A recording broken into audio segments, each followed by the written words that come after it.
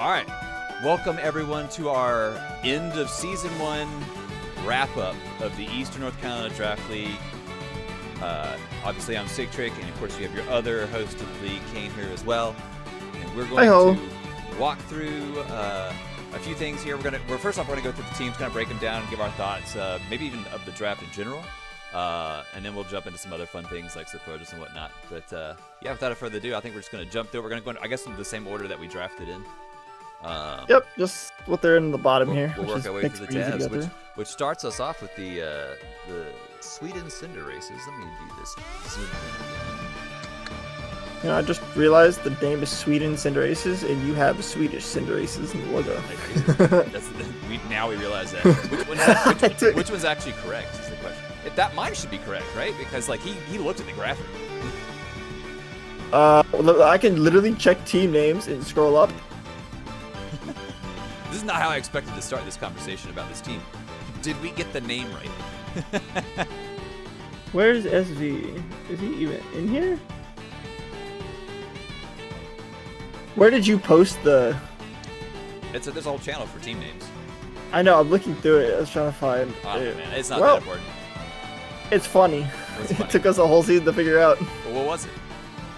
I don't know. I'm just saying it's funny how I just noticed the difference between the two. I don't care. If it's not in that channel, then I'm not looking for it. Let's just jump into it. So, obviously, this man, round one, frame one, he had the first pick of the draft, right? So, and he grabbed his mascot. No shame in that. Cinderace was it wasn't a bad pickup at all. I mean, it was what tier was that thing in? It was in 17. It tells me right there. You can see on the page. Yep. So I mean, that's in the third tier. So obviously, already a great pickup. So no shame in picking it up. It's your other Greninja with its protein ability. So Libero. That was a good pick. I don't have to talk about every model to this depth. His round 2 and 3, he got to pick back to back, which he was going to do Hawlucha, but he ended up with a better mon than Hawlucha, so he's able to do the Sneasler Unburden combo with the Grassy Terrain Rillaboom, which was really hype. Like I didn't even see that coming. Obviously, I don't play a lot of Pokemon outside drafts, so like that probably seemed obvious to some people. I didn't know that thing had Unburden. Yep. It's pretty new due to the Legends of Arceus stuff, so it just came into the game. So people weren't too sure of how good it would be. Most people only knew about its Dire Claw with potential poison point, where you can pretty much have like multiple procs to status your opponent. So Unburden kind of went under the radar, but SV figured it out, saw the Unburden, was like, I can do a Rillaboom and Sneasler, little Grassy Terrain Unburden core here. Obviously Mew's a great pick. It's whatever you want it to be. It gets every move in the game. So in draft format, Mew's amazing. I think he oftentimes did like the Demon Calm Dance. Mind. That's what it's called. Power. Demon Dance. Yeah, Calm Mind, Iron Defense, Stored Power. And I don't know. I mean, it was +5. Actually, I think it was his best mon in terms of like performance. So like, obviously, he got a lot of 9 kills. Yeah, but differential's the best too. So then you have the Magnezone, which, it's like a counter pick mon, I feel like. Yes and no. It's a good mon. It's bulky. Obviously has a quad weakness. It has the Magnet Pull, which, like, if you're up against, like, Scizor or something, like, it could certainly put in a lot of work. I don't know what the heck Mudsteel. I mean, it's just a defensive wall, I guess, but, like... It's a physically defensive one, so if you have a team that you're fighting against and it's mostly a physical attacker, this thing sits on him for days with its stamina ability. You get hit, you proc the defensive boost, and you can pretty much just keep running over fully, like physical offensive teams. But it does kind of crumble to special, which is its main caveat. Which is why we didn't see it as much on this team. Because a lot of the teams in this division were a lot of special heavy, so Mudsteel didn't really get too much time to shine. He used a lot of points early on, so that might have been why he dove down to a 7-point mon. I mean, you see his next pick's the Ditto at number 5, which again, Ditto's one of those mons that you scarf it, and then like if you bring it in on a super mon, maybe you can like reverse sweep. He didn't even bring it, so like.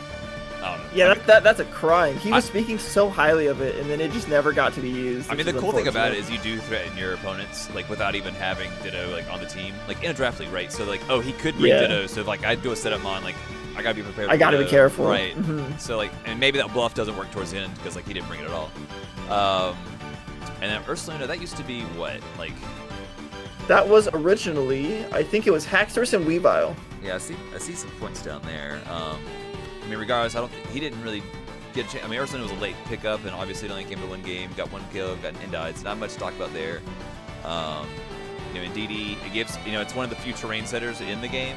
So it did give him he picked this up later on too. He didn't have it at the beginning, but it gives him another option for the Sneasler combo with Unburden. So he picked up Ursulina and Ndidi together later on the season, so we could have a potential Trick Room option with Ursulina, as well as giving Sneasler the Unburden, so he doesn't have to bring Rillaboom to the game. Yeah, so that gave him that option. 2 speed options. I like it. That's smart. And he's got slow mons in what's it called? Magnezone, Fortress, and Mudsdale, all really slow mons. I swear so he bought the Trick Room. I swear that Toadstool shut more than twice. To be honest, I feel that's because you saw the what's it called? The Evolved Mon. Yeah, I know the Evolved Mon was there. I swear I saw this little turd like show up multiple times. I didn't mean to cut you off. I thought you were done with your previous statement too, but oh no, you're good. I mean, it's got Sport, it's got Rapid Spin, but like, whatever. And then I know the Fortress was like an early switch. I don't know if that was for the Scythe. It probably was for the Scythe. It was for the Scyther and Vigoroth. So, but it gave him probably a more consistent spinner, because outside of the Toadstool, I don't think he had. Well, I guess the Scyther was a defogger, but he'd have to always heavy boot it. So like, trading those in for Fortress gave him option for spikes, stealth rocks, spinning, as well as a mon that can just explode and potentially kill something. Yeah, and it has, which it did every game. Yeah, it has Volt Switch too.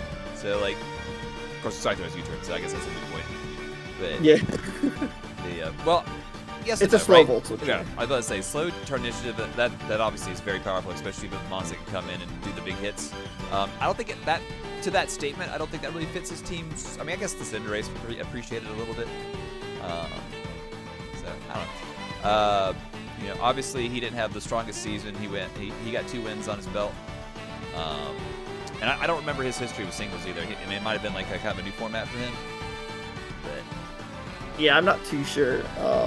He was pretty happy with the team he drafted. Oh though, yeah, so. he was like one of the most excited people. Oh yeah, he was talking with me about team building ideas for the solid first few weeks about how happy he was going into the season. I mean, I think the first 4 picks were definitely like super solid. Like I don't think anybody can like argue that. So yeah, after the first 4, it was hard to work with for his team specifically, but. Do you have any games that came to? I don't remember any of his games off the top of my head that were like super like mentionable. But obviously, the only games I remember from him are the one I played, and then he played, I think, versus the Witset Wobbuffets, where he got a sweep with the Demon Dance Mew. Ah, okay. I guess that's where that kill spread got so high then. Yeah, he got like I think 6 kills with it that game, or 5 kills that game. Gotcha. One of the 2, yeah. We started setting up Calm Minds and Iron Defenses, and then it just drained and kissed all its health back, and there was nothing World could do.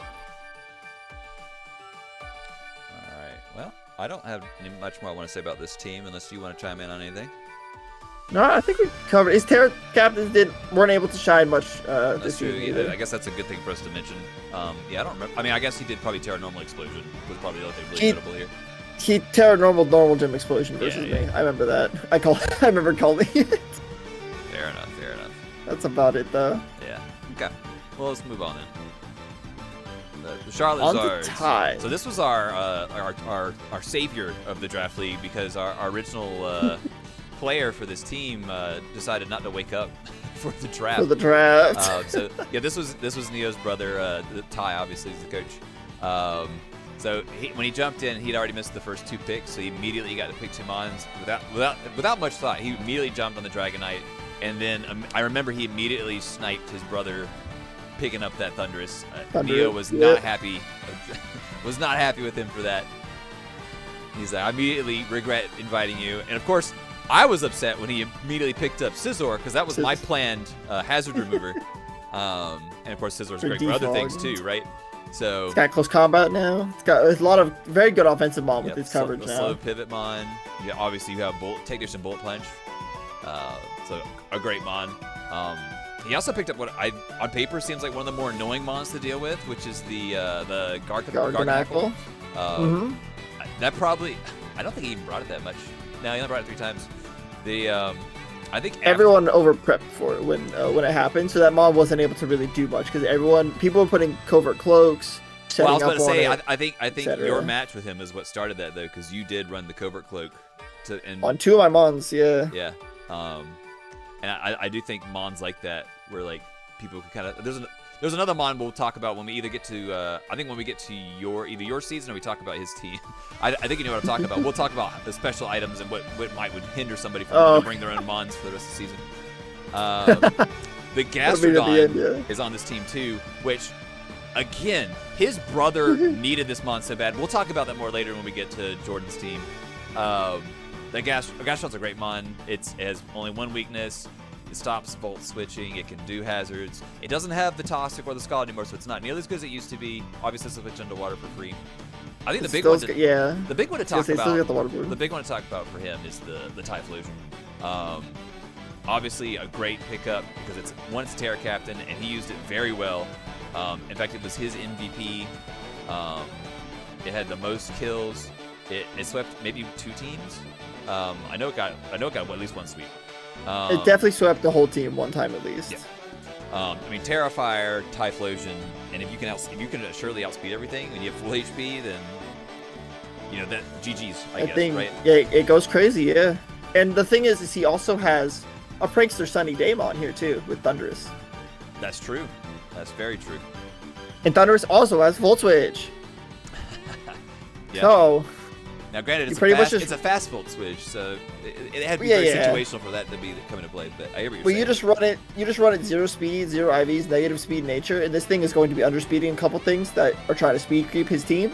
And then he gets a slow volt switch out on something, surprisingly, into Typhlosion, and then boom. Yeah, if you're doing prankster setup, you could certainly do like Iron Ball or whatever it is to like make yourself be slow, or Lagging Tail. Probably Lagging Tail because you don't hit the ground with Electric type. But that's true. Yeah, then we have the Toad Scroll, which, you know, one of the big spore threats. Obviously, its ability keeps it from being a true spore threat. But it's certainly there. It's his Rapid Spinner. I don't think he had any other forms of... Oh, no, he has a Scizor. I don't know if he ever used a Scizor as Defog, to be honest. But no, I don't think he did. Kilowatcher might get it. Kilowatcher should get it, I think. But Toad Scroll, Sash Mon, very good for either setting up hazards immediately of the game. The Sash allows it to either set up hazards and then immediately throw off a Leaf Storm. Yeah, it has spikes. So it would set up a hazard, live something with Sash, and then immediately Leaf Storm something for good damage and die. It might have also it's essentially a suicide lead. Question mark? I know Tentacruel gets it in at least past generations. I don't know if it's not in this game, so I don't even know if it currently has it. But I think it has also knockoff. Wasn't called Toad Scroll? Yeah. It probably has knockoff. You don't have to fact check it. It's fine. This mon, though, I do feel like just going back and watching the replays, I feel like this mon died very quickly, like every game it was in, for the most part, which was unfortunate, because he brought it 7 times, right? It died pretty much instantly every time. Yeah, I think there was... He literally brought it every game, because he had it in his round 1 of playoffs as well. So, you know, obviously the same thing for his Dragonite. Bisharp. This was one of those mons where it was like, you can Terra this mon? Like, what? This mon's ridiculous. Like, obviously, it has access to Eviolite now. It's very bulky. Sword Dance Sucker Punch, and then you compile that with, like, Terra Dark. We saw him actually go Fairy quite often, which is, you know, it's a great... it covers a lot of... Because, like, you're not going to run a Poison versus him, because it's Steel. So Fairy takes advantage of that. So you're not going to run Steel versus it as well. Type, right? So makes it very bulky with EV-Light. It's hard to kill. I think he honestly had the perfect Terra types for this, because we also did see him use it as like a spin blocker with the Ghost type as well. Or just to avoid the fighting. I mean, the Fairy can avoid fighting, but obviously Ghost does too. It's just an immune, yeah. I think that was like the perfect types he could have picked. And same thing for Typhlosion. The Fire is great. Watering Grass obviously gives him like the great trifecta of like resistances. So, yeah, I mean, I guess there's not much more to say about the Typhlosion than I haven't already said. Kilowattrel, he only brought it twice. I don't remember it doing terribly too much. I know this one has like the Tailwind like setup ability. So, this mod needed to be good to be a Terra Captain. This mod as a Terra Captain, I've seen it just rip and tear through teams in other leagues. It's insane. What's typically Terra? Let me. I think I got rid of the. Yeah, I did. But like you put ice on this thing, you have like you do electric or flying, and then you do another one for coverage. And this thing with a base 105 special attack stat and 125 speed, it'll rip and tear through pretty much anything. 125 speed is certainly nothing to scoff at. Okay. Yeah, I mean, I know. So it's competitive. Yeah, I know in some So- of like, the actual like top draft leagues, like this has done something in the past. So It also is competitive, so if something tries to lower its stats or like an Intimidate drops, this thing suddenly is +2 special attack. And if it's a Terra Captain, good luck living in any coverage it's got, because you're just not going to live. So it was unfortunate he wasn't able to Terra Captain it. He decided on... I mean, I think his Terra Bisharp Captains instead. were very good. So I don't disagree with him doing that. But to that extent, maybe since he wasn't going to Terra Captain it, it might have been better to let it go and pick up something else. Yeah, I think he should have picked up something else. It was a great Mon. It's just it needs to be a Terra Captain for it to be a fantastic Mon. And he just wasn't able to do that. The Tauros, I feel like all the Tauroses in some form or fashion, minus maybe like the Solid Fighting one, were drafted. But For all in my division. But I don't think they ever really amounted to a whole lot, which I think this Mon's, I mean, they're all base 100 minus the original, which is base 110, which is really fast. Yeah, I didn't realize. Crazy. Yeah, they all have the Brick Break move. That's like their signature Raging thing. Bull. They seem like a solid Mon. I don't think any of them did anything super notable. Definitely expected a lot to be scarfed. None of them were scarfed. Yeah, he had a late, Crazy. He had a late season pickup of the Miss Magius, which I think is really pretty solid Mon because I think it's got 105 base speed. It's got like Rock Gem, or Power Gem rather. It's got Thunderbolt. I think does it have Ice Beam? It's got a lot of coverage moves, which is important in a draft league. No, It has like it's got a lot of coverage. It's got a deep move with a pretty respectable speed stat. It also has some cheesy strats with Curse and Destiny Bond that it can play around with. So it definitely can force some unnatural situations. It was a late season pickup, so we didn't get to see it too much, unfortunately. So was I think the Palooza and the Drip. Well, he got rid of the Drip, but he never used it. The Palooza, I think he brought it one time. I don't think there's a lot to say about Palooza. He brought it one time versus me, and he never brought it again. Palooza is hard to use in this game. Its signature ability, Fillet Away, I think it's what gives you a double speed and +1 attack boost. But you lose like what, a third of your HP? It's really hard to use, especially in Draft League when it's so frail. It's like a weird shell smash. It's like base 70 defense and 65 special defense, so it's going to die. Fillet Away, it loses half its health, my bad. And it gives you +2 attack and it gives you +2 attack, special attack, and speed. So it is shell smash, but you lose half your health. Okay. So it's like a Which combo is of belly drum and shell smash. Like most of the shell smash and belly drummers can live a hit for the most part. This thing is not living a hit. Yeah. It is going to die, which is really hard to use. It needs to be a Terra Captain for it to be usable. And again, he didn't really bring it up at one time. I think it was a late season pickup, perhaps. So, not much to say about it, to be honest. We gave it more spotlight than it probably needed. Yeah, I mean, other than that, you have anything you want to say about Charizard? Any notable games that you remember or anything like that? I do like the fact that he started using Defiant Thunderous. I think that was kind of funny. Starting off my match versus him and immediately Spirit Breaking it to see it was Defiant was terrifying. Dude, your Torkoal just take all those boosts. He just didn't care. I was ready to give up the moment I Spirit Broke and I saw the +2 attack boost. I'm like, jeez. He got another one in there too, but Torkoal took. He bulked up, yeah. He immediately switched out. I was like, well, so much for that. I thought I was dead. Yep. But Ty had a great season. He got 4-3. He did qualify for playoffs. So I think besides you, who beat Colin, he was the closest one to beat Colin, or the closest one to beating Colin. He had a heartbreaker. What happened in that game? I'm trying to remember. I'm looking it up. Don't remember. All I know is he got really close, and I think he made 1 or 2 misplays that cost him the game. At the end. I remember watching. I remember it. He had that game. Yeah, I mean, he could have made the big upset, but just didn't have it. It was close. Yeah. Well, either way, solid season for Ty. I look forward to see what he can do at VGC if he chooses to participate in season 2. But let's move on to unfortunately one of our player that decided to back out pretty early on in the season, actually, but who arguably had the best round 1 pickup potentially, right? The Iron Valiant, which I think the jack of all trades. Yeah. So I mean, and granted, like the first pickups were Cinderace and the second player didn't show up again for their pick. So like he essentially got a second round pick, or first round pick essentially.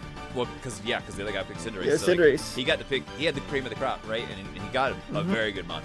I think unfortunately it died early, almost every game. Every game. There was a lot of misplays where he brought it in and like almost immediately died to something I remember unexpected. in my like game, he's something you brought it forgot in, about. and it got taken out by Future By Sight. Future Sight so- immediately, yeah. He had the Tornadus. I'm trying to remember. I mean, Tornadus. Obviously, I know Tornadus is a regenerator core. Again, he didn't play very many games, so it's gonna be hard to talk about what he did this season.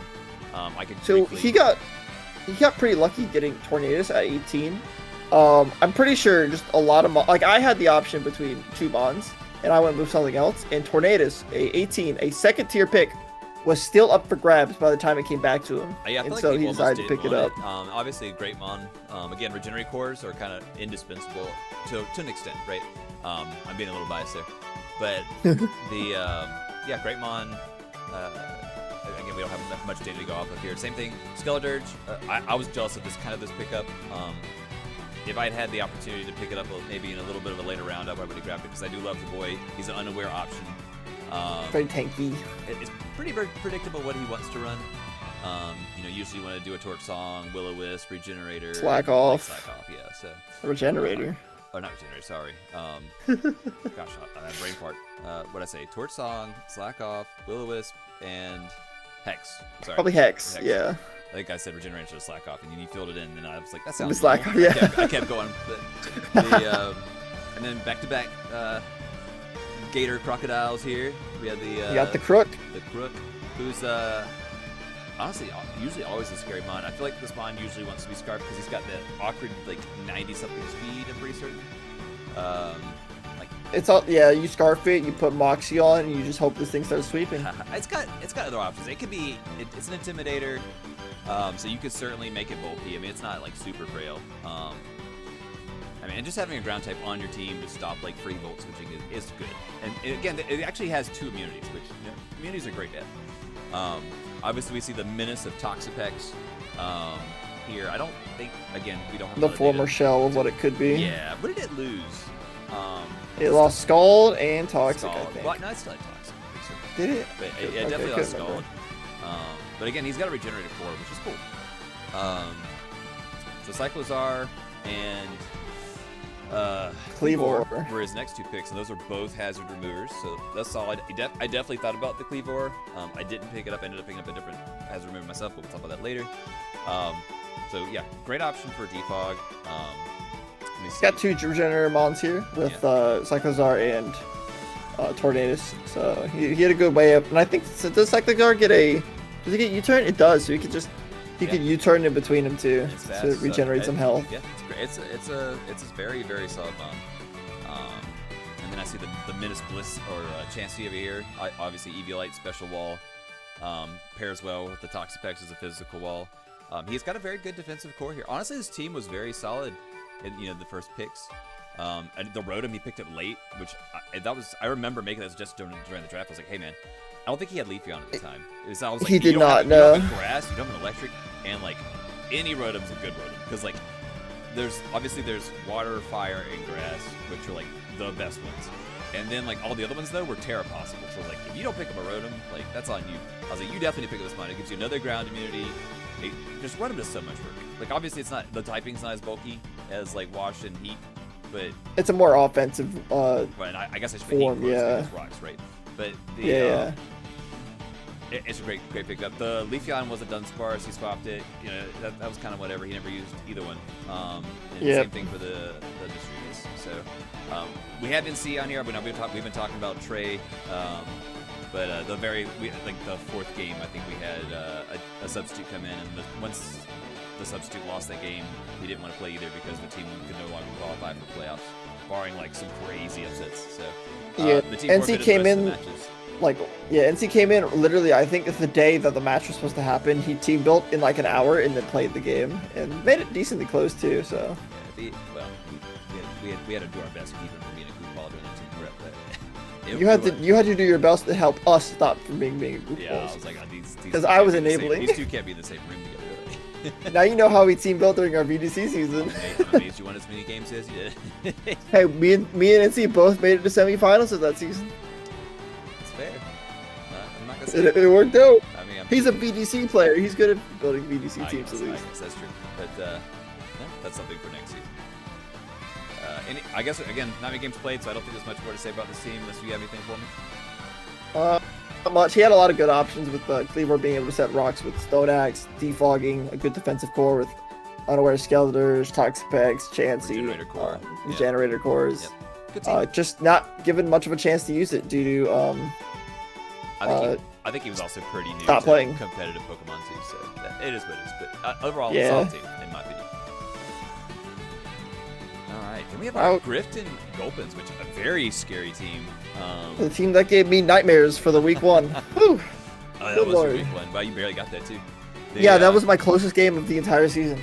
Obviously, Dragapult, fantastic mon in the highest tier possible pickups. Whoa, this was a round. These are ordered in round picks, right? So that was the third pickup with the skip. You can look at the draft position on the left side, and it tells you what position they were for draft. Oh, yeah, that's true. I guess later on when I don't have to count tabs. So, Dragapult's such a great pickup. It can do so many things. It could be a physical attacker. It could be a special. It could set up screens. It's an infiltrator mon, so it can ignore opponent screens if you want to do a screen battle. U-turn. Yeah, U-turn. It's such a good mod. It can do pretty much anything. Spin block. Yeah, prepping for that mon it's a nightmare because you just have no idea what it's gonna be, and just messing up on how you're prepping versus it could completely ruin a whole strategy entirely. Sure. The Corviknight, obviously another great pickup. That's a defogger, right? Yeah. Corviknight's a defogger. Only weak to 2 types, electric and fire. It's the new Skarmory. Obviously, I like using Skarmory a little bit more, but to that, again, this thing has some other options, right? So it has U-turn.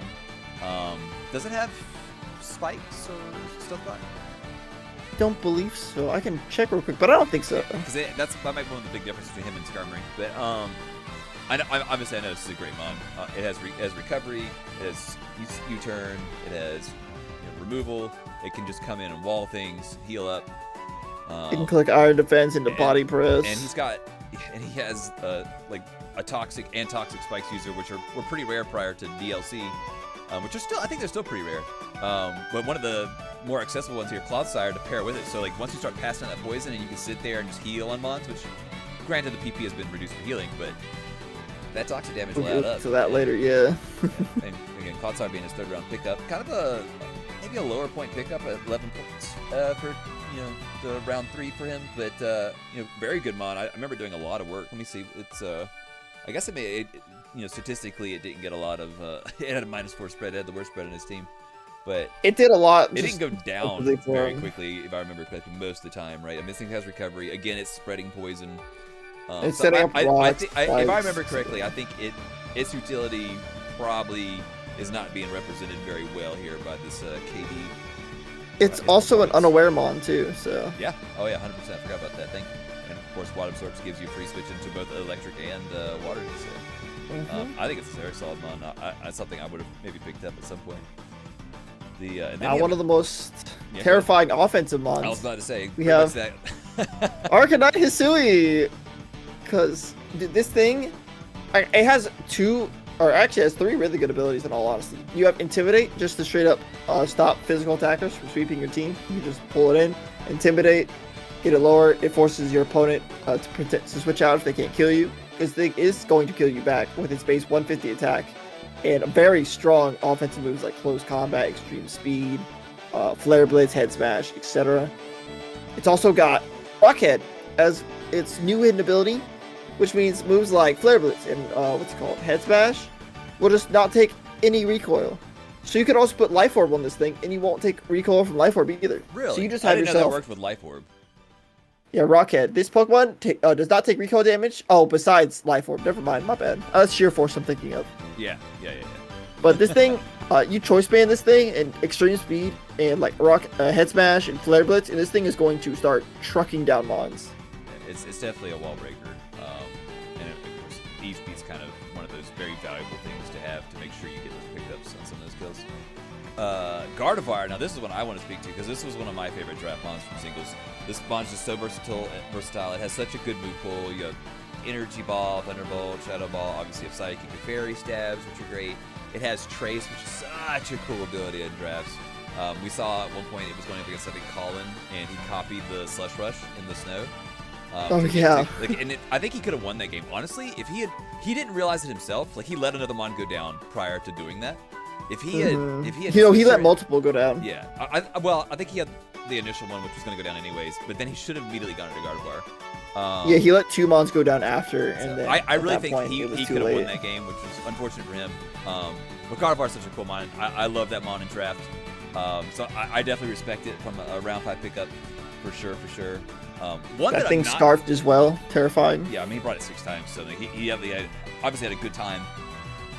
It definitely worked out, yeah. One mon that I don't have much to say about, and for multiple reasons. One, I don't know 100% other than it boosts like pulse moves or whatever, but also the fact that he only brought it 1 time. Klotzer seems like an interesting pickup for round 6. I don't know what he was trying to fill out in his team for that slot. That's kind of a question mark for me. I don't know. Because you see, he immediately picks up a better water in round 8, so A quick wobble. nobody wanted to which pick that thing up. It's 14 points, and nobody was like, I don't want the ugly duck. People, no one realized how potentially dangerous this thing could It's be. a good mon, but I would never pick it up because it's hideous. It's grown on me a little bit more over the time, but I still hate it. I have a strong rule in fighting games, in Pokemon games, whatever. No Uggos. You can't have Uggos. No good. No Uggos. Round 7, that used to be the Dunsparce, and him and Weaselman, I know they had a little bit of a dealing. Weaselman had a wear on him for, I don't know what the end result, what he said to get that trade to go off, but picked up the Appleton, swapped out for the Dunsparce, which he had never used the Dunsparce. No, he used the Appleton 1 game. I think he Terra Steeled it, and it actually, I think it sealed out a game versus someone, but I can't remember who.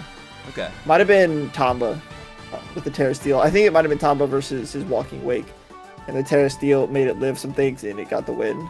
Nice. Love So to see it did. do something. It did actually, I think, win him a game, which is kind of nice. It's always fun seeing those low tier pickups put in the good work. Then we have Quaquaval, which, again, very good mon. It's fast. It has Aqua Step to get even faster. It's got setup with, is it Sword Dance? Yeah, pretty sure it's Sword Dance. Yep. Is typical. I think it also has Bulk. It's Sword Dance. It does. It's Usually they just Swords Dance and Aqua Step, and it goes funnily enough, it's another pretty rapid crazy. spinner. Yep, it is. Does that have flip turn? No, the only ones that got flip turn before DLC were Iron Bundle and who was the new? Was it just Iron Bundle? No, it was Palafin. I know it wasn't Dragalge. Yeah, I know. It was Palafin and Iron Bundle were the only 2 mons to get the move pre-DLC. Okay. It's a good move, but yeah, all right, fair enough. Well, everybody knows what Quaquaval does. I don't remember it getting like a sweep. I mean, it only had 2 kills the entire time, so clearly that didn't happen. It threatened sweeps versus several teams, but he just used that as pivoting into other mons to just slowly burn them down instead. When I was helping you practice against his team, but other than that, It did pretty good versus me. It killed my fish the one time I brought it immediately. I'm still sad, but this thing, if it gets going, it gets going. So I don't know. He just You're gonna wasn't have to using carry the weight on this toxicity because 1, he didn't bring it, and 2, I don't know why this mon's 11 points. What does this thing do other than being poison electric, being quad weak to ground? I think it's just really freaking fast and really freaking strong. There's no way it's Toxicity. There's no way. I feel like I spaced 75. Never mind. Yeah, I think it's it's the ability technician. That's boy, why. the boy built like ET. He ain't fast. It's the ability technician. Okay. Which helps a lot with some moves, and he's got a good amount of coverage here. It's not Terra Captain, so it can't do that, unfortunately. It's got like decent attack too, so it can run physical if it wants. Let's see. It's just a really it's base 114 special attack, so it's a very strong offensive mon. Okay. And again, And electric poison are hard to deal with types in terms of defense if you don't have like the immunity. I mean, if to you're a them. ground type, you just resist both. That's why I was saying if you don't have the immunity or the immunities to them, this thing is very hard to deal with I don't know. defensively. I feel like again we took our points based on a previous league, but I feel like this mon maybe was overvalued a little bit. But the one thing I can say is that everything that's like weak to electric, or everything that's strong versus electric or resistant, usually gets hit with poison for at least neutral. So it hits almost everything neutral or better, besides like ground, steel. I mean, I think it's just ground and steel. I could scroll through like Smogon and give you sets, but that's not the point of this. I mean, it didn't get played, and it is what it is. Same thing with Frostmoth. Didn't get played. I know it's a special ball with the scales ability. And then you have Technician, I think, with the Alolan version, but again, didn't see the light of day. So these were just kind of his round out picks. Didn't use them. Understandable. It does make release the Terra captains. Yeah. It's pretty unfortunate. Well, that's something we haven't talked about either for his team, but yeah, the only one was really the Appleton, and like you said, he did Terra Steel, and that was his only Terra for the whole season. So not a lot to talk about in terms of Terra here. We mentioned a couple notable games earlier. I don't know if I have anything else I want to add to that list. Pretty good team. I just want to say, so we had a Toxic Spiker in a division where no one in our division had a way to get rid of Toxic Spikes. Right, look, I went crazy. When we get to your team, I'm going to yell at you again. Hush up. That's a later problem. There's the entire season I wanted you to pick up a Steel at least or a Poison type. You wouldn't do it. Look, I never had a problem. We're not on your team it. yet. No. Don't defend yourself until we get there. You just hold your pain. Hold your shame. Now, right, before I move to the next one, though, I have re-looped this song. I kind of want another. Give me another track. I got nothing. You're talking to the most indecisive person here, dude. Pokemon. We going to? It's do an X and Y team, I guess, or an X and Y theme. X and Y. You want like a route theme? What do you want? Any X and Y theme, because our next one is very X and Y centric, in my opinion. All right, let me see what I can get here. X and Y. I don't want all X and Y music. What is Battle Friend? Let me see what this sounds like. This might be bad. Oh, this is good. I'm good with this. How long is it? 30 minutes? Nice. All right. So our next team is a very unfortunate one. I love looking at this team. This is probably my favorite team to look at, just aesthetically. It's so cool. But this team did not pan out at all for him. I mean, in his defense, I'm pretty certain he was relatively new to competitive battle singles. Pokemon. Well, just in general.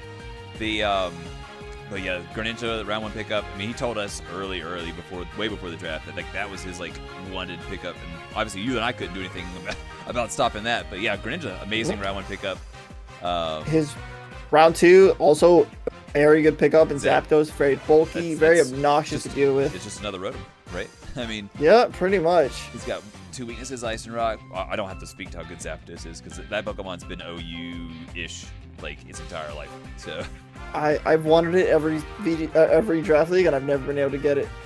Everyone's picking it up, and it doesn't help that I'm 15. Iron Moth, I think it was base 110 speed with a massive special tag. That Pokemon's just good. It's a poison monster. It can pick up spikes. It is base 110, with 140 special tag. And his special defense is 110 as well. So it's a Pokemon. It's a Crackmon. It doesn't obviously get the Quiver Dance, but it'd be crazy if it did. Yeah, I mean, it is crazy, man. I mean, of course, Gengar, tried and true. Doesn't have Levitate, but Gengar does stuff. He's fast. He can burn. He can do good damage. He has he's a ghost type, right? So gives you another. He's got a bunch of support.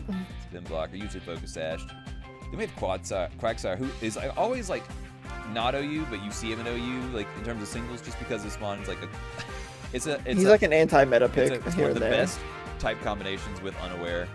Obviously, Water Absorb is good too, but Unaware is usually the reason why people use him over others. Then you have Talonflame. He's a very good mon, or Quagsire is a very good mon in draft, just because having this on your team essentially really stops your opponent from being having an option to sweep. If you try to set up, this thing will just come in, it'll sit on you, it'll recover, and it'll just stall you out. And this thing, does it not have Toxic anymore, right? I almost feel like it did, or at least had Toxic Spikes. Maybe not. No. It might have had Toxic Spikes. The current set has Toxic, but I don't have a way to verify that was before the. I don't think it did. I don't think it had Toxic prior to the DLC, but I'm glad it has it again at least, because it needs it. Yeah, well, in singles, this thing it was a pain because it could get if back in the day it had Toxic. It does have Toxic Spike. You know what? I think it might have had. I think it did have Toxic. It did. I just checked it. Yeah, it did have Toxic. It can stall you out. It's Unaware. It's Toxic. Didn't it get Recover? Yeah, it gets Recover. It's got a lot of coverage too, which is kind of crazy. For someone who it seemed like they were pretty fresh to competitive battling, his drafting was pretty insane. I really like. He got a very good team. Looking at his top row here, I think the only thing really missing was maybe some strong physical damage. He gets up in round 6. He gets the Talonflame. which one gives him a defogger, two, it's fast. Well, obviously has I can't call this thing a good physical attacker when it's only base 81 attack, unfortunately. No, I have haunting memories of Gen 6 and it doing a lot of stuff with choice. I do too. Always getting like Brave Bird priority. Yeah, I do too. That ability was nerfed, so maybe I'm overstepping my bounds there, but it does have U-turn. You put boots on it, it's a defogger. Okay, so and I don't even think he brought it that much. He brought it one time. So yeah. Then you have the anti-hazard mon with the was it Magic Bounce Espeon? Again, brought it once. The Banette. This thing go ahead, had. Well, I just want to say, Espeon had the potential to just be insane. Espeon as a Terra Captain can do mad work just because you can't really stop it from sweeping your team if it gets a Calm Minds because it has like Psyshock. So even if you have a special defensive mon that can try to tank it, you're going to get chunked out by like a +2 Psyshock from your team. Well, And this thing also gets Stored Power, Drain and Kiss. It's a very, very versatile and good mon to use, but he didn't really bring it out much. He did make it a Terra Captain, so I mean, in that regard, that was good. It was good, yeah. He just didn't bring it, which was unfortunate to see. It's not a very bulky mon, so you're typically probably going to go more offensive Terra type, unless you're trying to like set up like Calm Mind, I guess. But which you would Terra Fairy. I was about to say Terra Fairy probably would have been very good here, but yeah, because you get the boost on Training Kiss as well, so you get the heal up. Mystic Fire? Is that why he has the fire type? Oh, that might be it too. Yeah, a it lot gets of Mystical Psychic Fire. types lost access to Mystic Fire, so that's why I asked. I'm pretty sure it has Mystical Fire. Yeah. Oh no, it doesn't. My bad. It doesn't. Yeah. I don't know. Banette, my favorite ghost type, so it was a 1-point pickup, so I was hyped for him picking that up. I kind of wish I was jealous, honestly, because I had 1 point at the end of the match or the end of the original draft. And I was like, man, that could be Banette right there, but it wasn't. But it's cool. It's not good at all. It lost its mega, which was not even like crazy good either.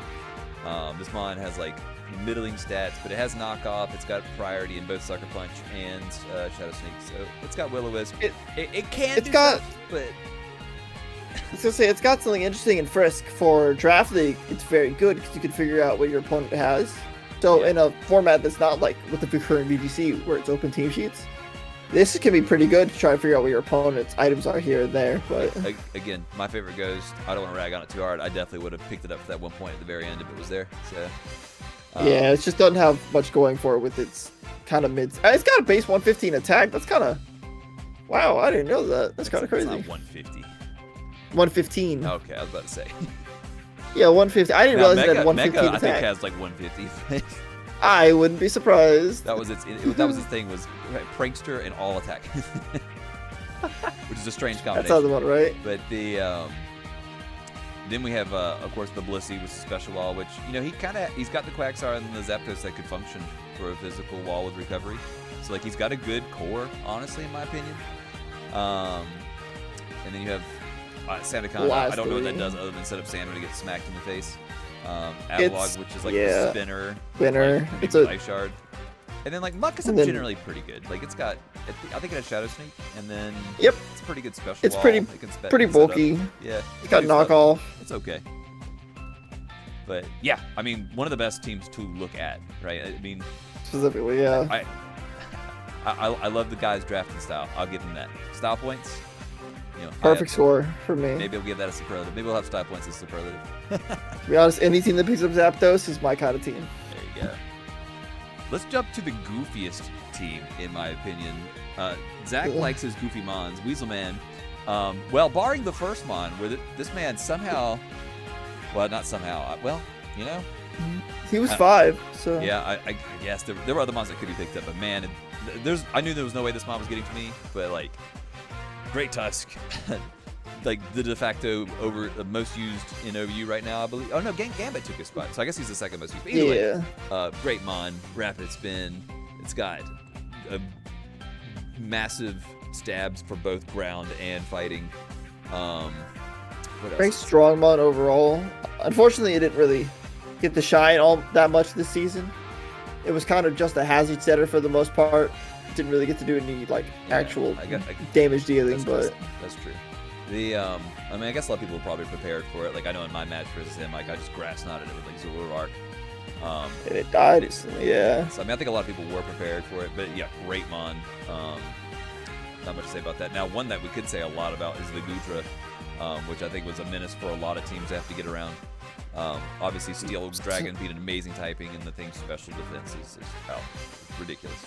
Yeah, base 150 defense. I think its HP is like base 80, which is pretty decent for what already has like insanely high stats. Like base 100 defense, base 150 special defense, and then it's also got base I think 110 special attack just to start throwing Dracos out too. Yeah, I mean it has the pseudo legendary style line, so like it's gonna be very good. The only thing, yeah, it like compared to his normal form, Gudra has the Hisuian version loses 10 HP and then 20 in speed, and it didn't need that speed anyways. It was already going to be slower than most things, so putting that into the defense really helps it just be an even bulkier mon to deal with and just really hard to be able to knock out efficiently if you don't have a strong like physical wall breaker. Yep, no, amazing mon. Next up, we have another Magic Bouncer. He didn't bring it but 3 times. And honestly, it's kind of strange. I mean, it is very bulky. It's got bulk on both sides at the cost of speed. I think it's about like 20 base speed or something really low. It feels like this mod probably has a better place in VGC. I don't know what it typically does in singles. Also got Magic Bounce, so yeah. I'm not the biggest fan of using Magic Bounce as like my anti hazards, because like if you're trying to make calls and like switch ins, like that's very dangerous, right? But the thing is decently bulky though, so it is. Besides it does some recovery and what's the fairy kiss called? Training kiss. Is it a training kiss? Okay. Yep, that's because I was talking about it with Espeon, yeah. So I mean, it can certainly do things. I don't think it got a lot of chances to shine here in this particular season. It also has Healing Wish too, which is nice. So the user faints, and then the next Pokemon that comes in gets fully healed. So yeah, I don't think we saw that come into play, but that is an interesting option. He didn't bring it much. I don't think I really saw it do much at all. I want to point out that our buddy Weaselman here picked up Flamigo when both Hawlucha and Zapdos Galarian were available for his round 4 pick. And then used it one time. Did he only use it once? Oh, shoot. One time. Everyone prepped for this thing, and he never brought it. Honestly, it's a very terrifying mon. It's strange that I don't know. I know what it does in doubles, but... Well, he called it the better version because it could have Scrappies, which means he could just close combat ghost types as well. Okay. Why, I don't think there was any prevalent ghost types in his division, in all honesty. There might have been some, but calling it the better of the previous 2 that I mentioned. I mean, granted, he doesn't have terrain setters, but like, I don't know. I mean, I'm being biased because I'm the one who ended up with Zapdos, and that thing couldn't work. Next up, we have the Muck, which again, he only brought it one time. Yep. I don't know what his game plan there was. I think this thing had knockoff. It's a very specially bulky mon, which is pretty hard to do because that means you only have one super effective option for it with his typing, and that's ground. Yeah. So if you don't have a ground move, this thing lives forever. I think it is Drain Punch. There's some recovery. Obviously, you can run like Black Sludge on it. I don't think it has Sucker Punch, but I know, and I'm pretty safe saying I think it had knockoff. So maybe he was thinking about having a knockoff user who's probably looking at having maybe a poison type to switch in for Toxic Spikes. But I guess no one in his league really threatened outside of maybe Carolina Beach Kecleons, but it's got Shadow Sneak as well for the priority here and there. I don't think it does. I think that's regular. No, it has Shadow Sneak. Do they both have Shadow Sneak? Yes. This one definitely should because it's a dark type, and I'm looking at it right now. All right, I'll take your word for it. I thought only the regular Muck had it. He's got it. Okay, fair enough. I'm wrong there. The Lurantis, was that a trade pickup? I don't remember. No, well, he had Lurantis originally. I love this Pokemon's design. It's really cool. I think it finally got superpower back with the DLC, which unfortunately was not applicable for this league. But it's a cool mon. It's got like I said, the contrary, so superpower and Leaf Storm, so it can boost both stats if it wants to, depending how you want to build it. It's unfortunately like terribly slow. It has defog, funny enough, so it could be hazard removal. He didn't even bring it, but I respect him having. So originally, I forgot to put this in here. So originally, the Lurantis was a Phalanx. Okay. Oh, so and then he switched. It was the first. Remember the first week where we had like three trades? That's when he made this trade. Okay, yeah, so that's when he made this trade. But it's not. Okay, gotcha. So it was originally a Phalanx, and he swapped it out for Lurantis. Now, Well, then he never used it because I don't think it's not that good. he ever had. I mean, it has love the design, options, but it's hard to use. It is. And then his favorite mod. I was about to say this is potentially his poster child. If It not, 100% is. well. So he has confirmed that if it's available in VGC for like the first round, he's taking it instantly. Well. Okay, for our next season. All right, fair enough. Yeah. I guess the boy it's his looking at favorite mod. electrowebs. I don't know what he's thinking about doing for that thing. He loves that thing beyond compare. It's crazy. There's no way he picks up round 1 because no one's gonna pick that up for like the first like 5 rounds. He's capping. Look, But- all I'll say is that thing defensively is oh god. It took a Chi used like sun boosted flamethrower for like 35%. This thing is crazy.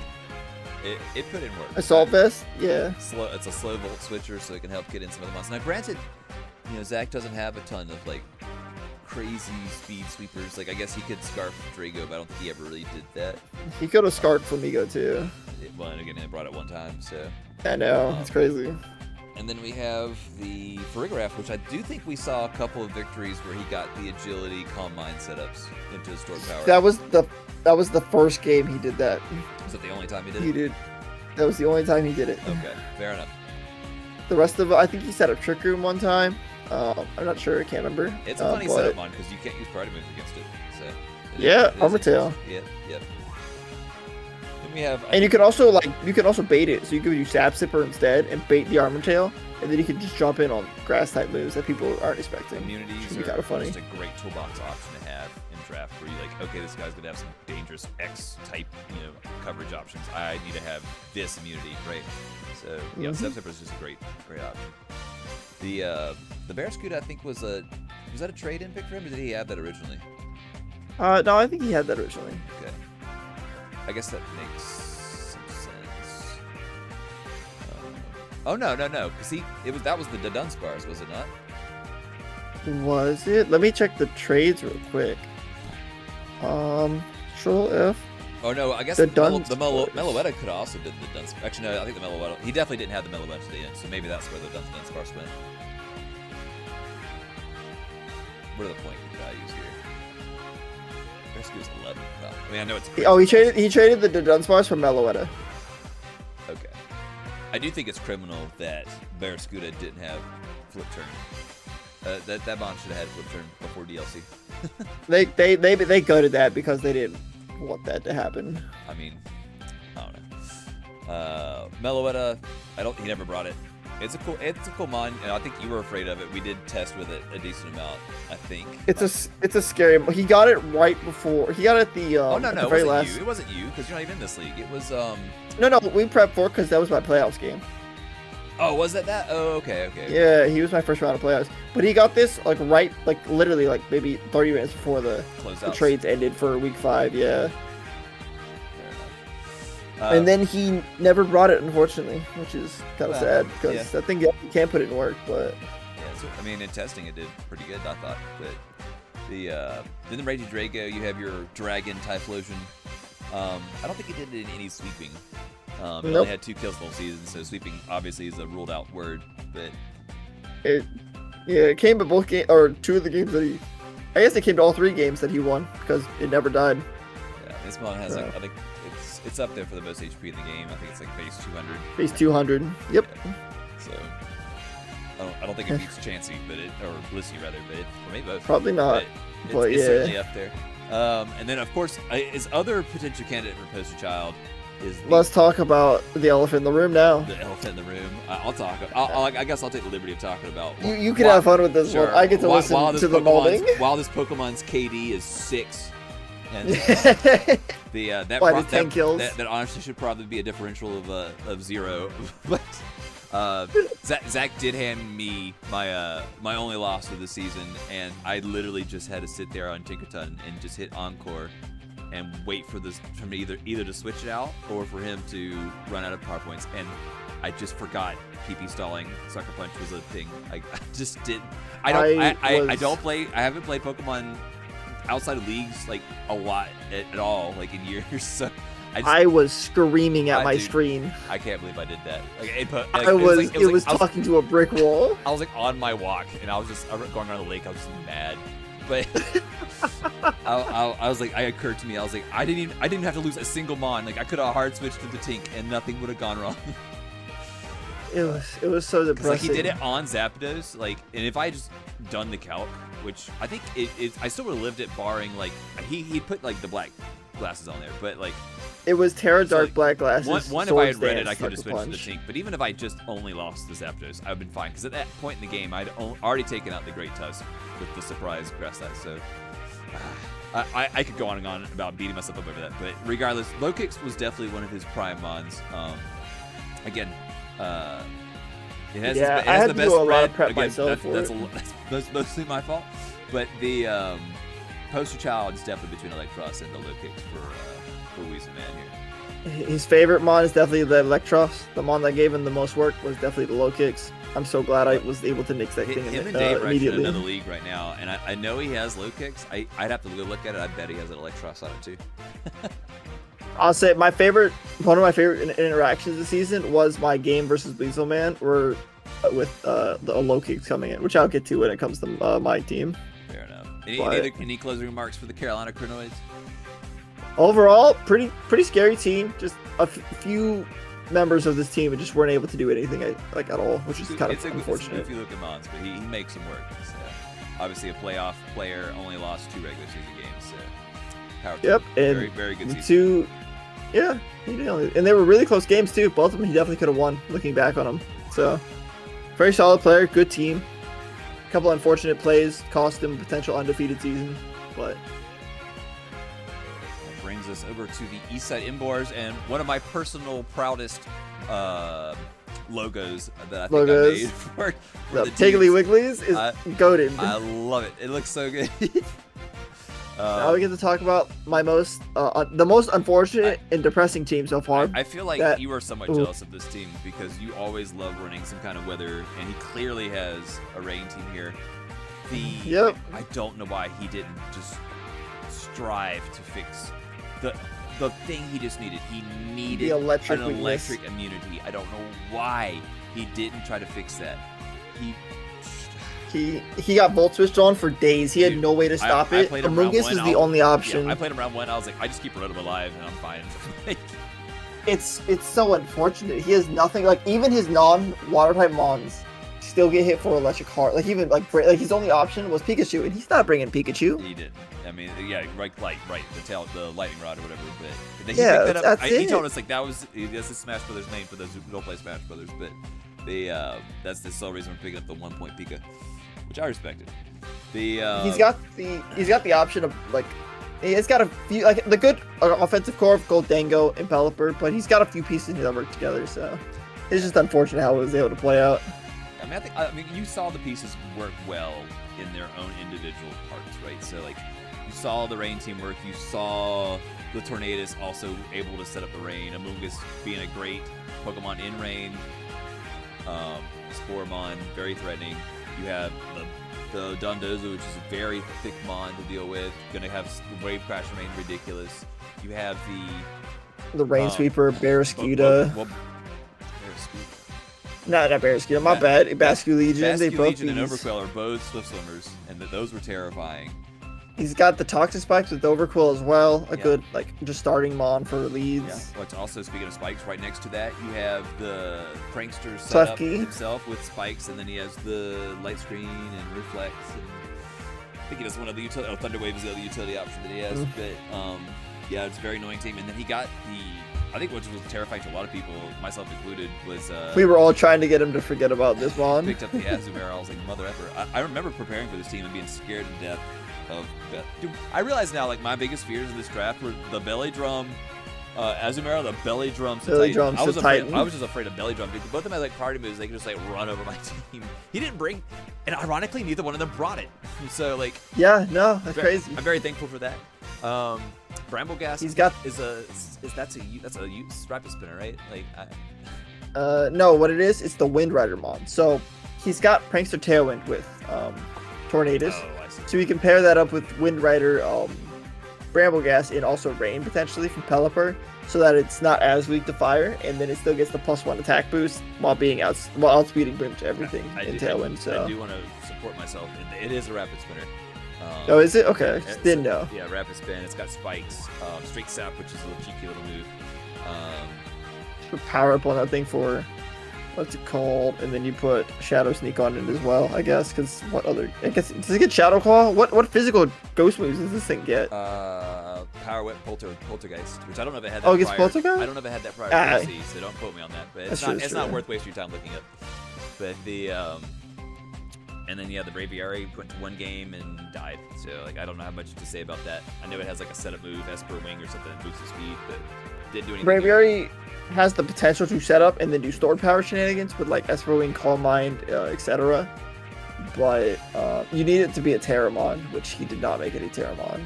He had Overquill instead, Honestly, which I did fine, but I don't think Overquill needed to be Terra. honestly, this team's like one of the most like terrifying on paper. It just needed the electric resistances. But otherwise, Well- this team was a monster. Like, just for example, this team was very close to being playoffs.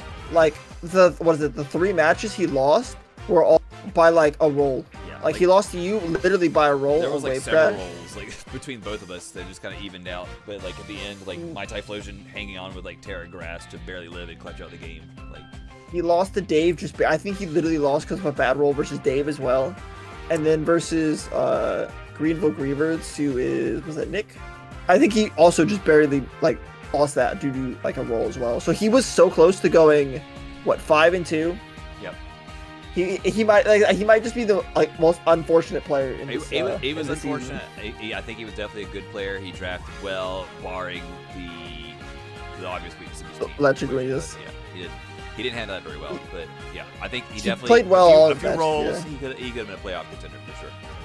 The only match that was like a surefire loss was List, but every other match in there, I'm pretty sure I remember them being hella winnable for him. Yeah. So he had like the potential to go 5-2 pretty well, which is unfortunate. I'm looking back at like his record now. Like he only really won the last game. Which, yeah, rough. I get he was so close to going either 5-2 or 6-1. It's just the cards did not play out for him in the way he needed them to, which was really unfortunate. I hope he's interested in joining us back for season 2 for the VGC, VGC. format. I don't know his experience with VGC, but it'd be cool to see him try to bring it back a little redemption. Maybe that is his strong area. I mean, a lot of these mons he has right here do well in VGC as well. So we'll have to. Most of the people this season were more familiar with VGC than they were singles. So Okay. hopefully we'll get a lot of people back. Perfect. I know we had a few people that didn't play because they were waiting for VGC. So either way, we'll have some holes to fill. We have candidates for them. Indeed, we do. New York Ninetales. Now, Uh, Tomba had. Oh, well, yeah. Well, there's another elephant. The yeah, he stole everything I wanted, and I this hate man, it. I think he said he hadn't played competitively, and at least I think his. Well, no, not necessarily he hadn't played competitively since then, but I think his like favorite gen was like Gen 4 or was it Gen 5? I think it was Gen 5. Gen 5 comp. Yeah. Because you see the Heatran, you see the Cresselia, or no wait. That's Gen 5 for the most part. Gen 5 had Crest and Heatran everywhere. Okay, yeah. They were just in Gen 4. So why don't you start us out with the first mon there? All right, so let's go. Me, I'm prepping for the draft. I'm like, all right, I'm literally like the last person on the freaking thing. I know everything's gonna get sniped. So what do? I start picking from a mon from the like 4th tier. I'm like, okay, I'll be fine. I'll get Walking Wake. I'll get no a Sun backup Team. plan, by It'll the be way. funny. No backup plan. I was like, no one will ever pick Walking Wake in the first round because if they do, they're stupid because there's better options. And then I forgot people are like really freaking weird and they just go for other options. And then he stole it and I was molding for a solid 30 minutes. So yeah, that's the thing. This thing, Scarf, you put it in Sun and then it's Hydro Steaming like crazy. You just give it booster energy to make it already outspeed things and just have massive special attacking Water Dragon moves. This thing hits like a freaking truck.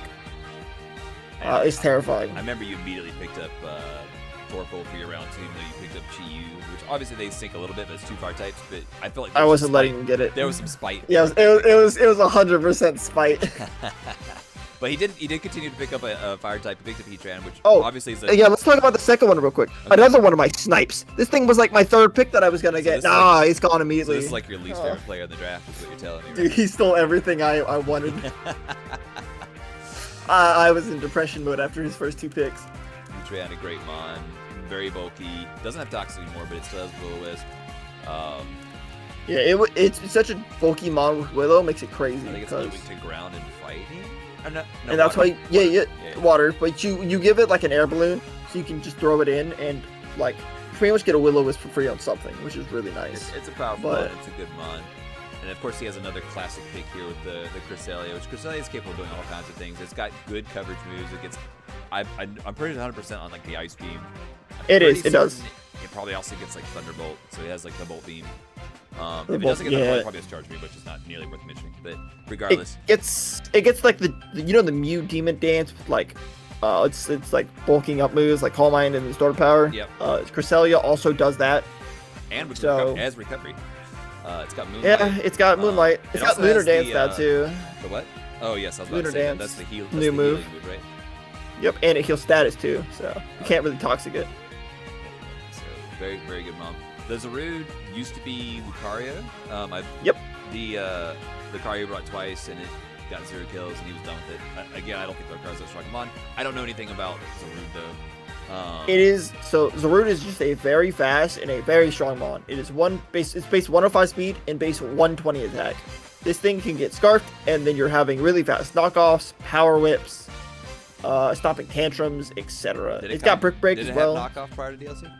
Yep. Oh, okay. The obviously it has a ton of weaknesses with that type combination, but like you said, it's supposed to be a glass cannon. The dual weakness or the quad weakness to bug in U-turns being really bad is kind of offset by the fact that this thing is fast is all get out and you're probably scarfing it, so you're pretty much not getting U-turn for the most part. So it's got a lot going, and it's got like low kick and stuff for the things that can't hit like steel types and all that too. So The obviously the next one's another classic pick. This guy, of course, had again his Gen 4, Gen 5 favoritism. Bias came through. Yeah. For sure. Salamence still a very good mon. That was 14 points, so obviously it was well represented in its category. Has Two great abilities. Intimidate, Moxie, it can Dragon Dance, has good coverage. It can also be like special if you really want it to be. So if you want that fire coverage for like some steel bug or whatever, you got it. It's got Hurricane as well, etc. Yeah, it's a very good mon. Good coverage moves. Honestly, it was his best performing mon too. It looks like, yeah, by a good margin. Yep. I think he got a sweep off. I think he D-danced up a few times and got a Moxie, and then just swept one of the teams, I think. Nice. The Florges, I guess it's just a special wall pickup. It's also a Wishmon, so I mean that's pretty good. Especially you have some pretty bulky options with Heatran and Cresselia, and I mean generally speaking, Salamence and Mocking Wake have enough stats where they can be considered bulky as well. So Wish is very good for his team. The budget Annihilate there. Did he make a Terra Captain? He did. So let's talk about the Annihilate real quick. So the Annihilate here The Primate. is meant, yeah. Oh, the Primate, my bad. The Primate is supposed to be a budget Annihilate. Mhm. So this thing does the same thing Annihilate does. It's just you're forced to Terra it for the stab Rage Fist, but it still gets Rage Fist. You can still click everything Annihilate does, bulk up, all that. It's still bulky because you have Violite on it, and you just Terra it, and you get the Terra Ghost. You do the same thing. Right? Rage Fist. Yeah, it's the exact same thing. It can be a little bulkier at times with the Violate, but it's got less stats just because. Is it faster It's than not- Annihilate? I feel like it is. Let me look real quick. Primate is base 95 speed. Annihilate is base 90. It is. Yeah. You're right. It's a faster, less strong, like It's slightly it's less a more shame, powerful. It's a shame we didn't get to see it come into play because he brought it 0 times. So, So okay, he drafted it and he realized that this thing you need to build a team around it, and his team just did not fit that. He could not effectively build a team around Primate with what he has to support the Primate. He needed everything else to be more focused around them, so he wasn't able to ever. I guess make the Primate work. His slow switching initiative option was like Glaceon Baton Pass, right? So Yeah, he didn't really have any slow options into it, unfortunately. yeah, fair enough. Yeah. Now Amon, he brought a ton, and I guess mixed results with was the Sandy Shocks. I know when he picked it up, he was very happy that it had spike coverage. Obviously, it's a ground type, so that's very nice to have. Strong stats too, decently fast. What's a 101 speed, 121 special attack. Breaking that Really 100 is solid, yeah. amazing. But yeah, good mon. Gallade. It's also got Reflect. I think it's got Light Screen as well. Oh, Yep. strange. Okay. Well, either way, he was running Sun, so he's getting the boost on it as well. well, not true sun, but like sunny day, right? For the walking awake. You really did break his ankles by taking that Torkoal. He wasn't going to pick it up. He said I know that, because me and him were talking, but this team could have used a Torkoal over the Heatran, 100%. Yeah. Yeah. In fact, what are his hazard removers here? Does he have any? I'm not sure. I don't think he has any. I think he went through the season without having hazard removers, and I don't know how much that actually affected him. Why is there another explanation point here? Did you do this? I think it's because he changed. I put that there specifically. I think because he changed Terra types. Okay, gotcha. The Glade, obviously a mon that got a huge buff this generation with what's the ability Sharpness. called? Sharpness. Which like gives him like stab on like every cutting move, which is ridiculous, right? If this mon was faster, this mon would be a menace. But it's still very good. Yeah, you just scarf it, and its attack stats are just going to cut through things like butter. That's very good. He only brought it one game, which is unfortunate. But excuse me, he brought it 3 games. 3 games. Look at the wrong mon. He definitely brought it a lot more. He's here at the bottom trying to mess with me. But the I have what? I took my glasses off. I can't see. But yeah, so he got a fair amount of miles. It looks like the Glaceon. Yeah, it worked out for him. I'm proud of him for bringing it the one game. I am a Glaceon fan. So it's I don't remember him doing much with it. He got a kill with that. I remember him being very proud of that. And I'm proud of him for it. Glaceon, very cool evolution. No pun intended. I need to see where that got a kill because I do not remember that thing hitting the floor a single time. Hey, yeah, Glaceon's got Terra, so I mean she can get rid of her awful defensive weaknesses. Because this mon is tragically built where she is got most outside of her special attack. She's built like very bulky in terms of her stat distribution, and then like she's ice type, right? So if you come into rocks, you lose HP, and then like you're super weak to a lot of common types. So like it being a Terramon is actually very good and like. Oh, it is pretty bulky. I didn't realize it was base 110 defense. It's very notable for it. I like this Pokemon's design a lot, and the shini's great. So I was very proud of him for doing what he at least getting her a kill on the board. So respect. That shiny is great. You're right. Yeah. Then you have the Gabite here. I know he was very happy with the Gabite, his little budget Garchomp. It doesn't get something. Terra. It did something weird. It does not get Stealth Rock. There was something weird about it and Garchomp. I can't remember what it was. It was missing something. Let me check real quick. I'm pretty sure it gets Stealth Rock. It does. There was something weird that it didn't get that Garchomp got. I can't remember what it was. It has stats. Well, no, calm down. Something not that obvious. But I thought it was rocks, but maybe you're saying it was something else. So maybe it was spikes. Maybe is it spikes? He does not get spikes. I don't think he doesn't get spikes. Yeah. I think he did use this pretty effectively. I think he did some Dragon Tail shenanigans to. Well, let's talk about the depressing week 1 where he had Dragon Tail to stop a cloister sweep, and then forgot to press the button. I would have kept that to myself. Actually, no, I wouldn't have. I would have whined and complained about it. No, he complained about it afterwards because he pressed it one time, and then never pressed it again because he just forgot about the button. No. It's his like saddest option because he could have stopped the sweep and potentially won week 1, and then he lost the Gabite, and that was it. That was his only option to stop it. And it was really sad to watch. It was kind of depressing. I forgot to pat. I did forget to pat myself in the back. This is another one of my favorite logos that I made. I took the New York Mets and I cleaned out the middle and put the silhouette of the Ninetales in the background. Beautiful. This is definitely your logo. Cleanest one. I see one thing I would have done differently, but I'll keep it to myself. I do love that logo, for sure. Let's see. This player did. Now I think there's one important prop here. Is this is our champion of the redemption bracket, right? So he did get his redemption. He went through the Kecleons and he went through the Greenville Graveyards, which I think was honestly the favorite to win the whole thing, and he got the 6-0 nonetheless. So I think he swept with it's probably Salamence, I think. Big shout outs though to him, but really turning things around with that redemption bracket. Looking to see more from him in season 2 for sure. I am going to change the track again because I'm gonna do that every 4 teams. So give me another one. Give me another song here. Hey, let me look for one real quick.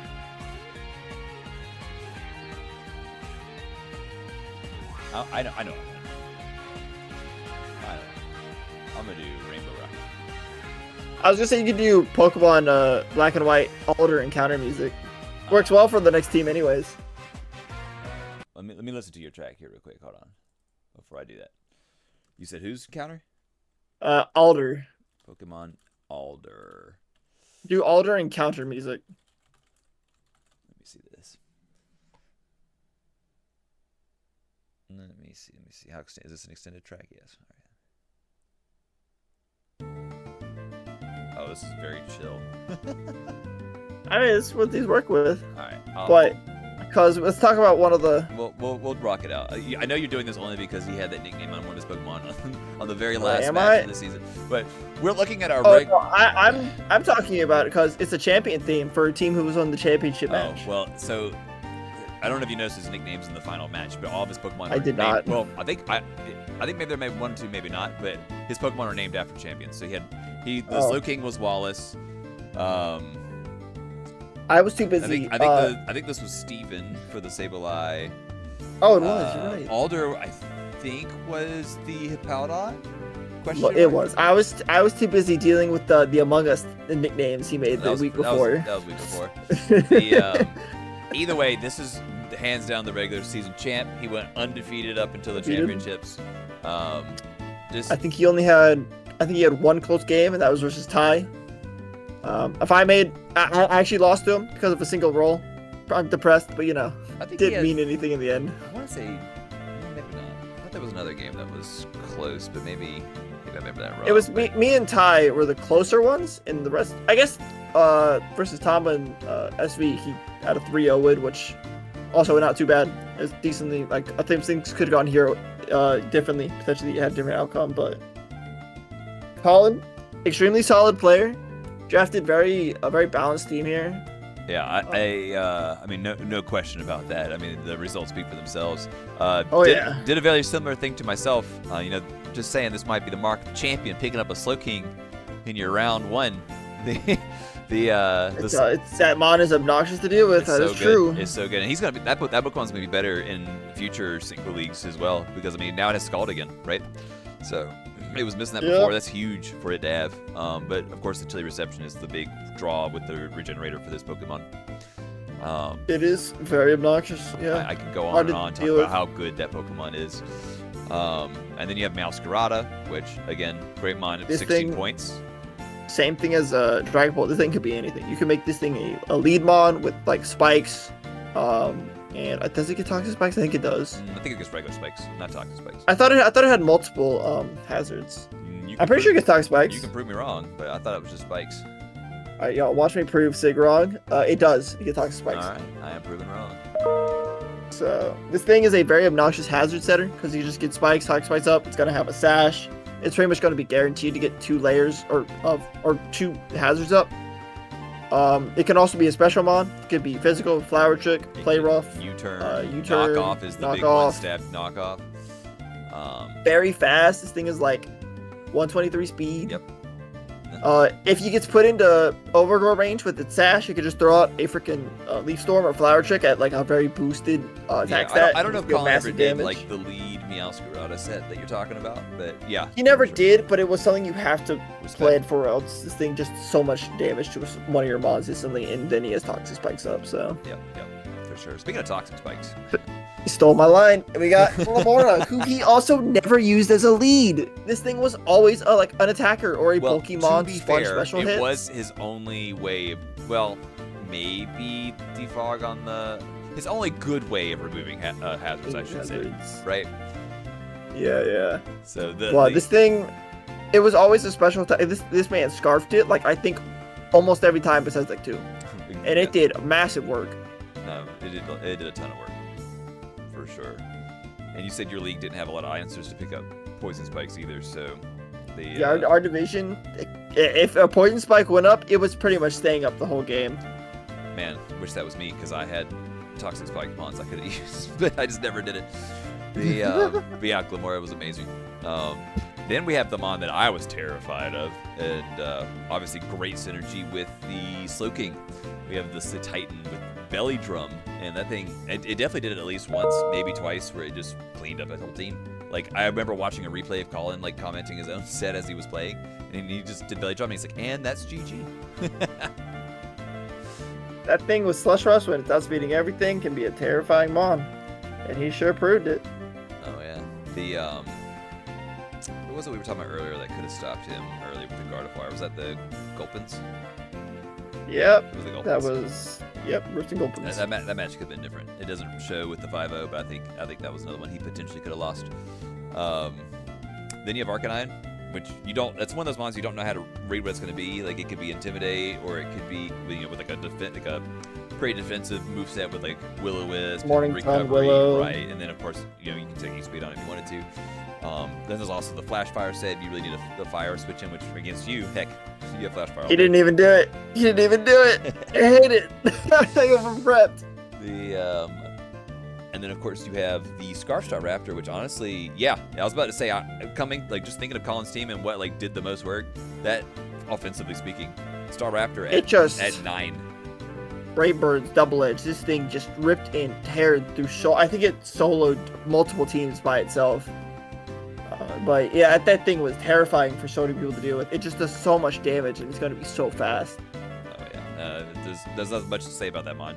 Throw the scarf on it, press the big red button. The only thing I can say that I'm happy about is that it wasn't a Terramon. It was 1 point off, thank the Lord. Oh Lord, yeah, I didn't even notice that. The second pick, I remember I was a little upset because I had this on my first strike team, but you know I had my chance to pick it up before then. In fact, I picked a Ghost up that round. But Sableye is an amazing mon. I don't think it's lost anything. It still has Will-O-Wisp. It had Knockoff, Recover. Well, I guess it lost some PP and Recover, which is important for it. What are some other things that Sableye does? I feel like I'm missing a big one. But regardless, I mean, doesn't it gets screens? I think it gets. Yeah, that's not super big, but yeah. Why does this thing get Bolka? That's crazy. Yeah, it gets Encore. It's a very cool mon. It's a spin blocker for his team. He brought it only 4 or 5 times. Well, he brought some in playoffs, but in regular season he brought it 4 times. I think it's a solid mon, and he got it cheap. I mean, only 4 points. And then it worked well for him. Yeah. Then for his next pick, like I said earlier, you cannot go wrong picking up a Rotom. This was a Terra option for him. It put in a lot of work. I thought it did more than I'm seeing on the scoreboard here, but it had great Terra options, just like your Jolteon. Obviously, this has the ability to Levitate, which is great for electric type. So if you really wanted to double down into Terra Electric, you get the extra power, and you have 0 weaknesses, barring like Mold Breaker, right? Or Gravity or something stupid. But I honestly, great pickup, in my opinion, for round 8. I didn't realize how bulky this thing is. It's a 107 defense. It's a 107 special defense. What do you mean? You team prep with me all season. I have Rotom. Yeah, I know, but it's just I forgot they all have the same stats. I just felt like this thing does not look like it should be taking hits well, considering it is a thin fan. Fair enough. The washing machines take hits. Yeah, well, the washing machine is a thick boy. It looks thick, and this thing does not look thick.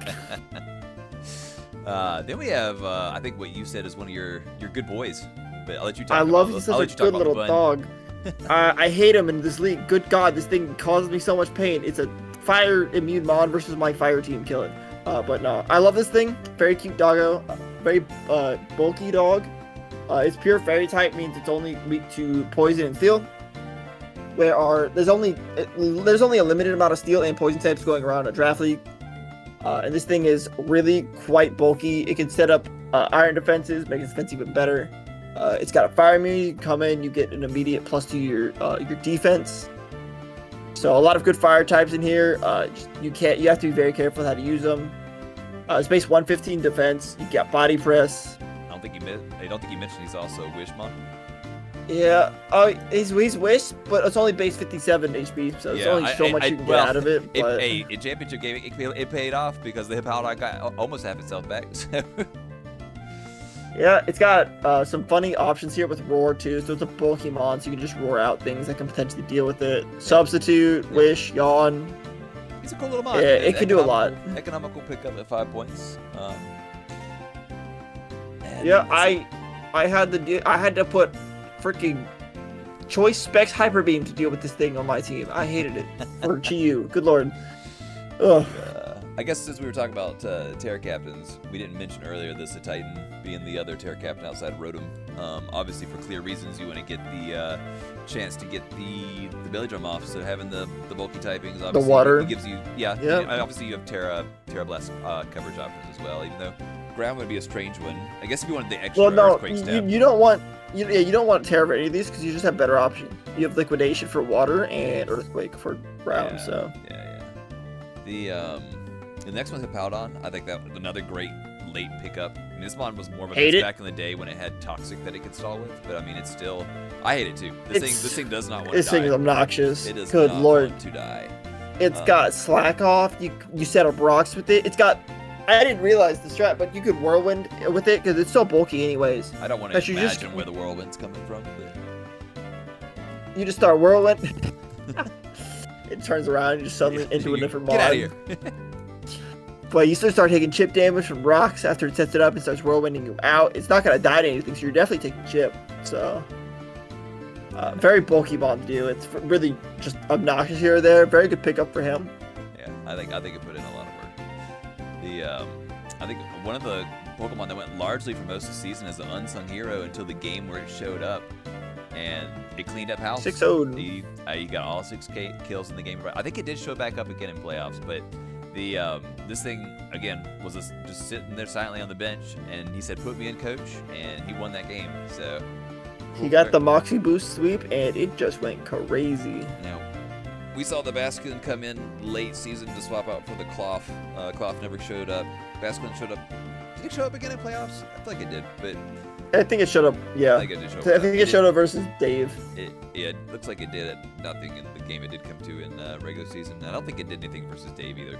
No, so it did nothing. There's a reason why it was 3 points, but he had a plan. It just didn't come to fruition. But again, this is our champions team, so who am I to question him? We're not champions, excuse me. Our regular season champion. Runner-up. Yeah, they're basically runner-up for the playoffs, but undefeated champ, essentially, in the regular season, yeah. But, speaking of champions.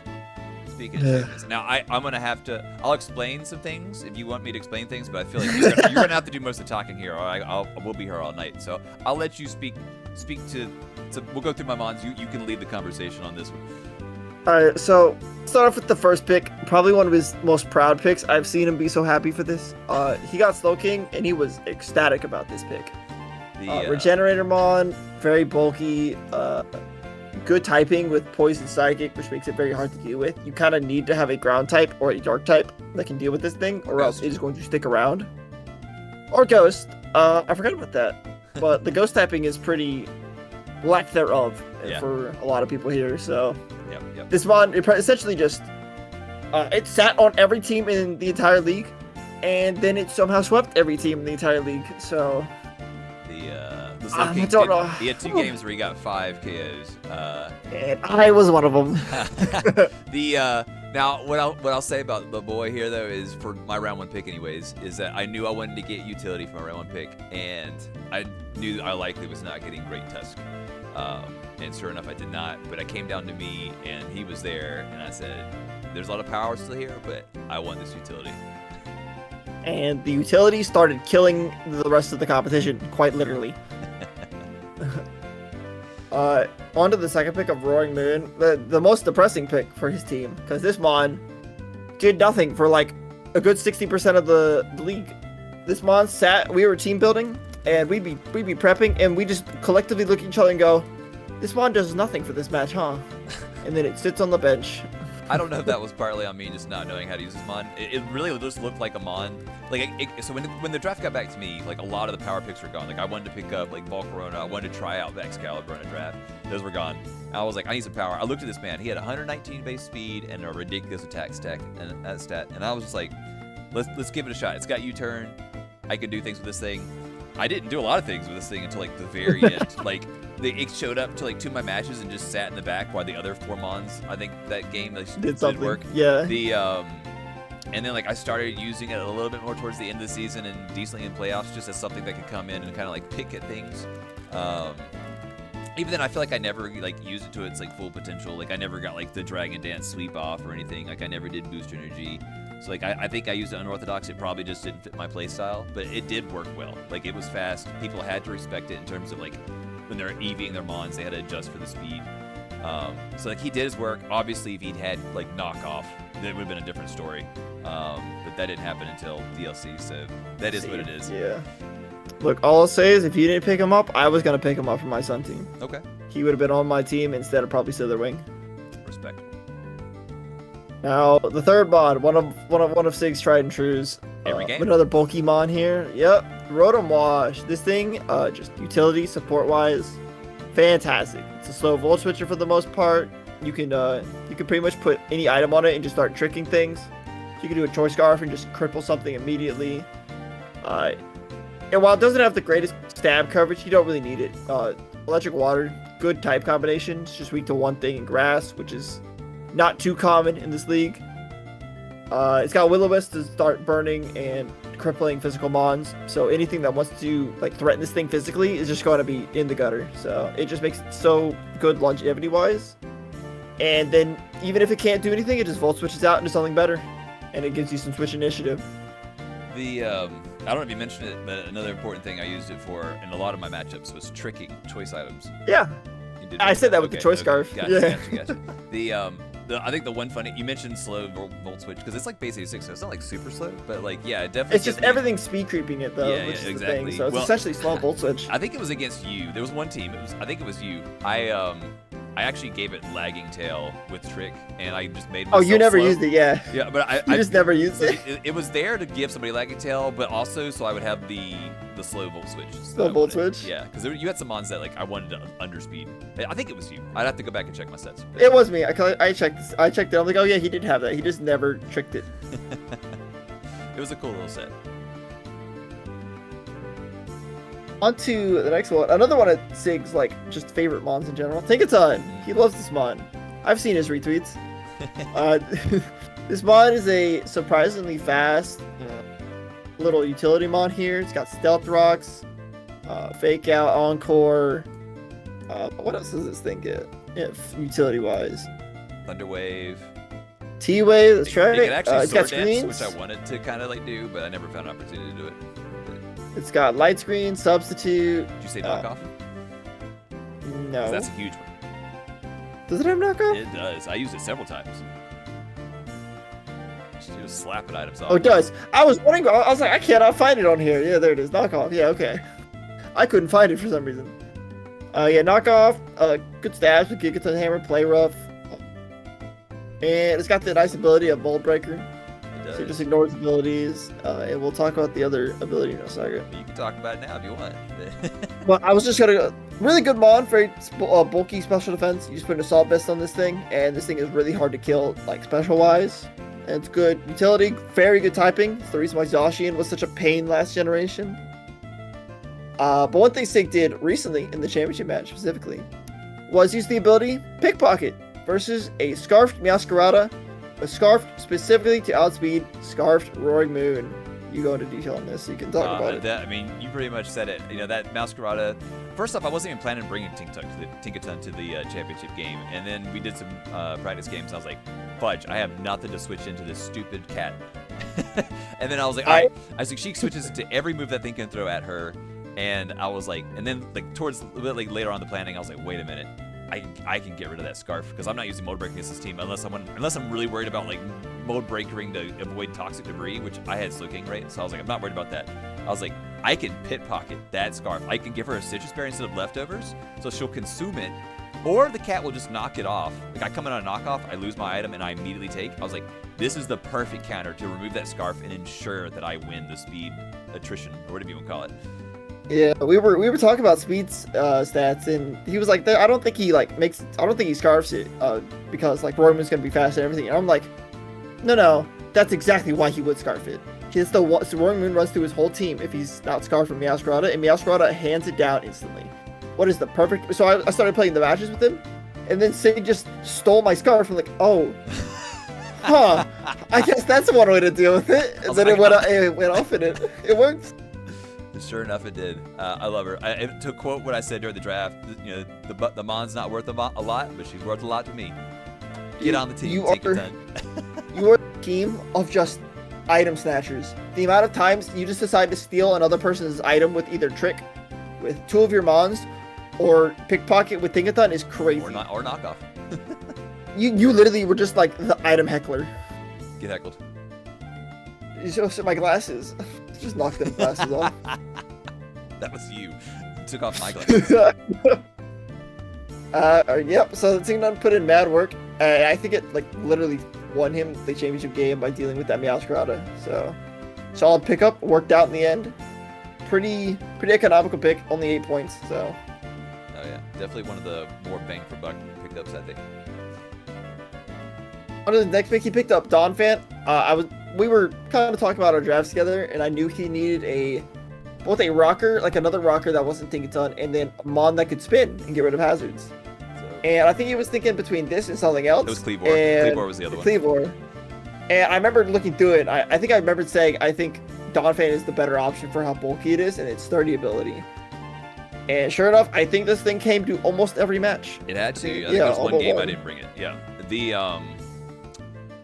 Yeah, I think that game the hazards just weren't like that threatening. But and it just has a better move pool too, honestly. Like the type coverage, like I think it has Play Rough, it has Ice Spinner, it has Ice Shard, which came big into a couple games.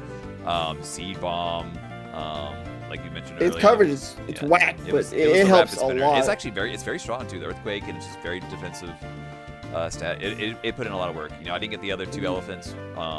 And I didn't want to wait much longer than that, but it ended up being fantastic. Donphan is definitely one of the MVPs on the team, for sure. I will say he ran 252 HP, 252 attack every single time. Except, all right, here's the funny thing. I didn't do that in the championship game, and that stupid Hippowdon lived on 1 HP. I saw that. Did he live? There were multiple rolls on 1 HP. Because in our testing, the Staraptor and other things were hitting so physically heavy, I was like, I'm just going to do full defense. And then that thing lived twice, by the way, in that championship game when it shouldn't have. I know. But the stupid 1 HP, I was like, God dang it, the one time I didn't invest in attack. And then he immediately healed up like halfway after that. I was like, dude, that's so depressing. That roll was so sad. Yeah, well, there's more to talk about Hippo when we do. We'll probably recap the playoffs. But yeah, that was that was sad. What a good mod. He did so well this season, just overall, utility-wise. And now a mod that didn't get to do as much here and there was Arboliva. Now, this thing does get to set up grassy terrain. It's a pretty, like, I think stat-wise can be pretty bulky. Yeah, 109 special defense. It's got a good special attack at 125. Just a really bad typing of grass and normal. Good lord, this thing does not hit like anything for super effective. Normal was very unfortunate. I don't know why it does not help that mon at all. Like there's some mons where it's okay, like Zoroark for example, but like here it just doesn't. Like she has hyper voice. It literally does nothing. It's crazy. Yeah. But it was Terra Captain for that reason. It needed better typing, which did win you one of the games. Versus, I think it was versus. Definitely versus Trey in the Dunsparces. With the Terra Fairy in that game.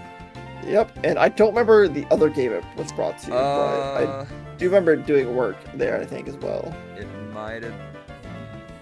I think it did Terra Earth for that match. I'm trying to think what it took down, but it did do some pretty decent work in that game as well. But other than that, really didn't get to see too much of its usage. It was pretty much always a Terra Captain when it came. Like it was the Montu Terra, and that's what it did. It had options for like light screen. I think it had reflect as well. Yeah. Substitute, synthesis, weather ball shenanigans, strength sap. It's got some cool things. It's hard to use. It's got Encore. It's got Dazzling Gleam too, which kind of wonky. No, that was great. I mean, Terra Fairy Dazzling Gleam, that game you were talking about, that worked out very well. Got decent coverage. Like I said, ground and fairy. It just really needs to hit like certain flying types. So like, maybe I would have gone back and done like Terra Rock potentially, just to give it better coverage. But it's got a few tools here and there. Just didn't get to show out this season. Unfortunately, it needs a few other things in this kit for what it is. Like Sleep Powder would go a long way. But yeah, but only 2 games, so not much to talk about for him. Another mod with only 2 games, which was surprising just because the division just didn't allow for it, was Hisuian Typhlosion. Now, we saw with the normal Typhlosion, it did really quite well. In fact, it came to like 4 games and had a +7 differential. But looking at your season and your league, the fire spam just was not an option to deal with. So he didn't get to do much. I know he did. When you literally your first game versus He clutched out with the Jordan? Terragrass. Yep. he lived on I think 2% HP or something like that. Yeah, it was from low. a wave crash. It was very low. I don't know what it was, but it was low. It was a roll. But And it won him the game quite literally. So for at least the 2 games he came, he put in some work here and there, which is threatening. So he gets an asterisk, right? So like the other He gets an game, asterisk? he gets an asterisk because it's not fair to him. The other game he came in was the one where I threw versus the low kicks and didn't stop the sweep. So he didn't. The only thing he got to do was get sucker punched. So that's my fault. But don't take anything away from Typhlosion for that. It's a good mon. It's a cool mon, and honestly, like I thought about using the championship game up until the point where I realized I needed Tinkaton, but it doesn't have to be an eruption monster. It can be an Infernal Parade, like Lava Plume, or whatever, a burn mon, essentially. So it can do some other things. I just didn't get a chance to really do them, like you said. A lot of matchups didn't sit well for it. It's a good mon with bad matchups essentially, so didn't really get to show much. Yep. Now on the flip side, a mon that got to show out like crazy. I'm gonna let you talk about this one Zapdos. for a little bit. I'm gonna take a quick time out. You go ahead and talk about Zapdos. I'll be right back. All right, so I know he was looking at his team, was looking for like typings, and he realized that he didn't have a flying or a fighting type. And I think this one and Hawlucha were still available, and so he picked up Zapdos, and this thing put in mad work the entire season. Only being left out, I think, 1 game. I can't remember which game that was. But in fact, I think that might have been the second one. Duplicate and Unsource might have been the one game it didn't come. I'm not too sure. But this thing, I'm pretty much sure he used one of like 3 items every game. He either used safety goggles to deal with like Amoonguss or Spore users here and there so he wouldn't get put to sleep.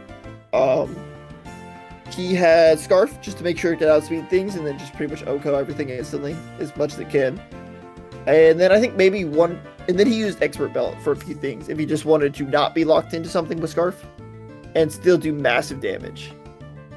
But this thing it's pretty much always running Brave Bird, Close Combat. I think it's U-Turn just to phase out since it's a pretty fast mon. I remember in the first game versus Eastside Embers, Jordan, the coach for Eastside Embers, calced for the wrong Zapdos, and it caused him to actually like have one of the times to lose the game, which is really unfortunate. I'm back. Unfortunate. I was talking about how Jordan calced for the wrong Zapdos in the first game. That was pretty funny. This thing also has Defiant, so any team that has an Intimidate user had to be very careful about how they used it, or if they brought it at all, just so they didn't give this thing a +2 attack raise? Yeah, I don't think it came into play. I don't think I ever caught anybody accidentally lowering my stats, but it like it you never said, did, but it did threaten, yeah. Had the option to bulk up, but it never did, because it was usually Expert Belt and like Scarf.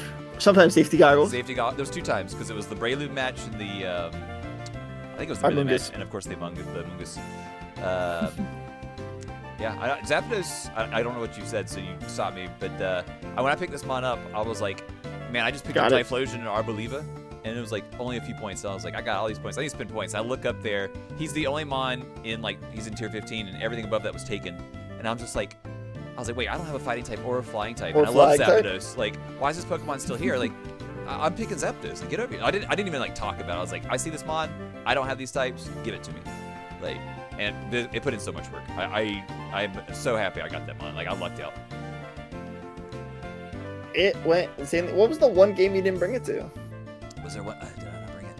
Yeah, it was one game in the regular season you didn't bring it to. I can't remember which one. I know I definitely brought it to the second and third to last games. Man, you're right. You really asked me to dig and figure out what game I didn't bring it to.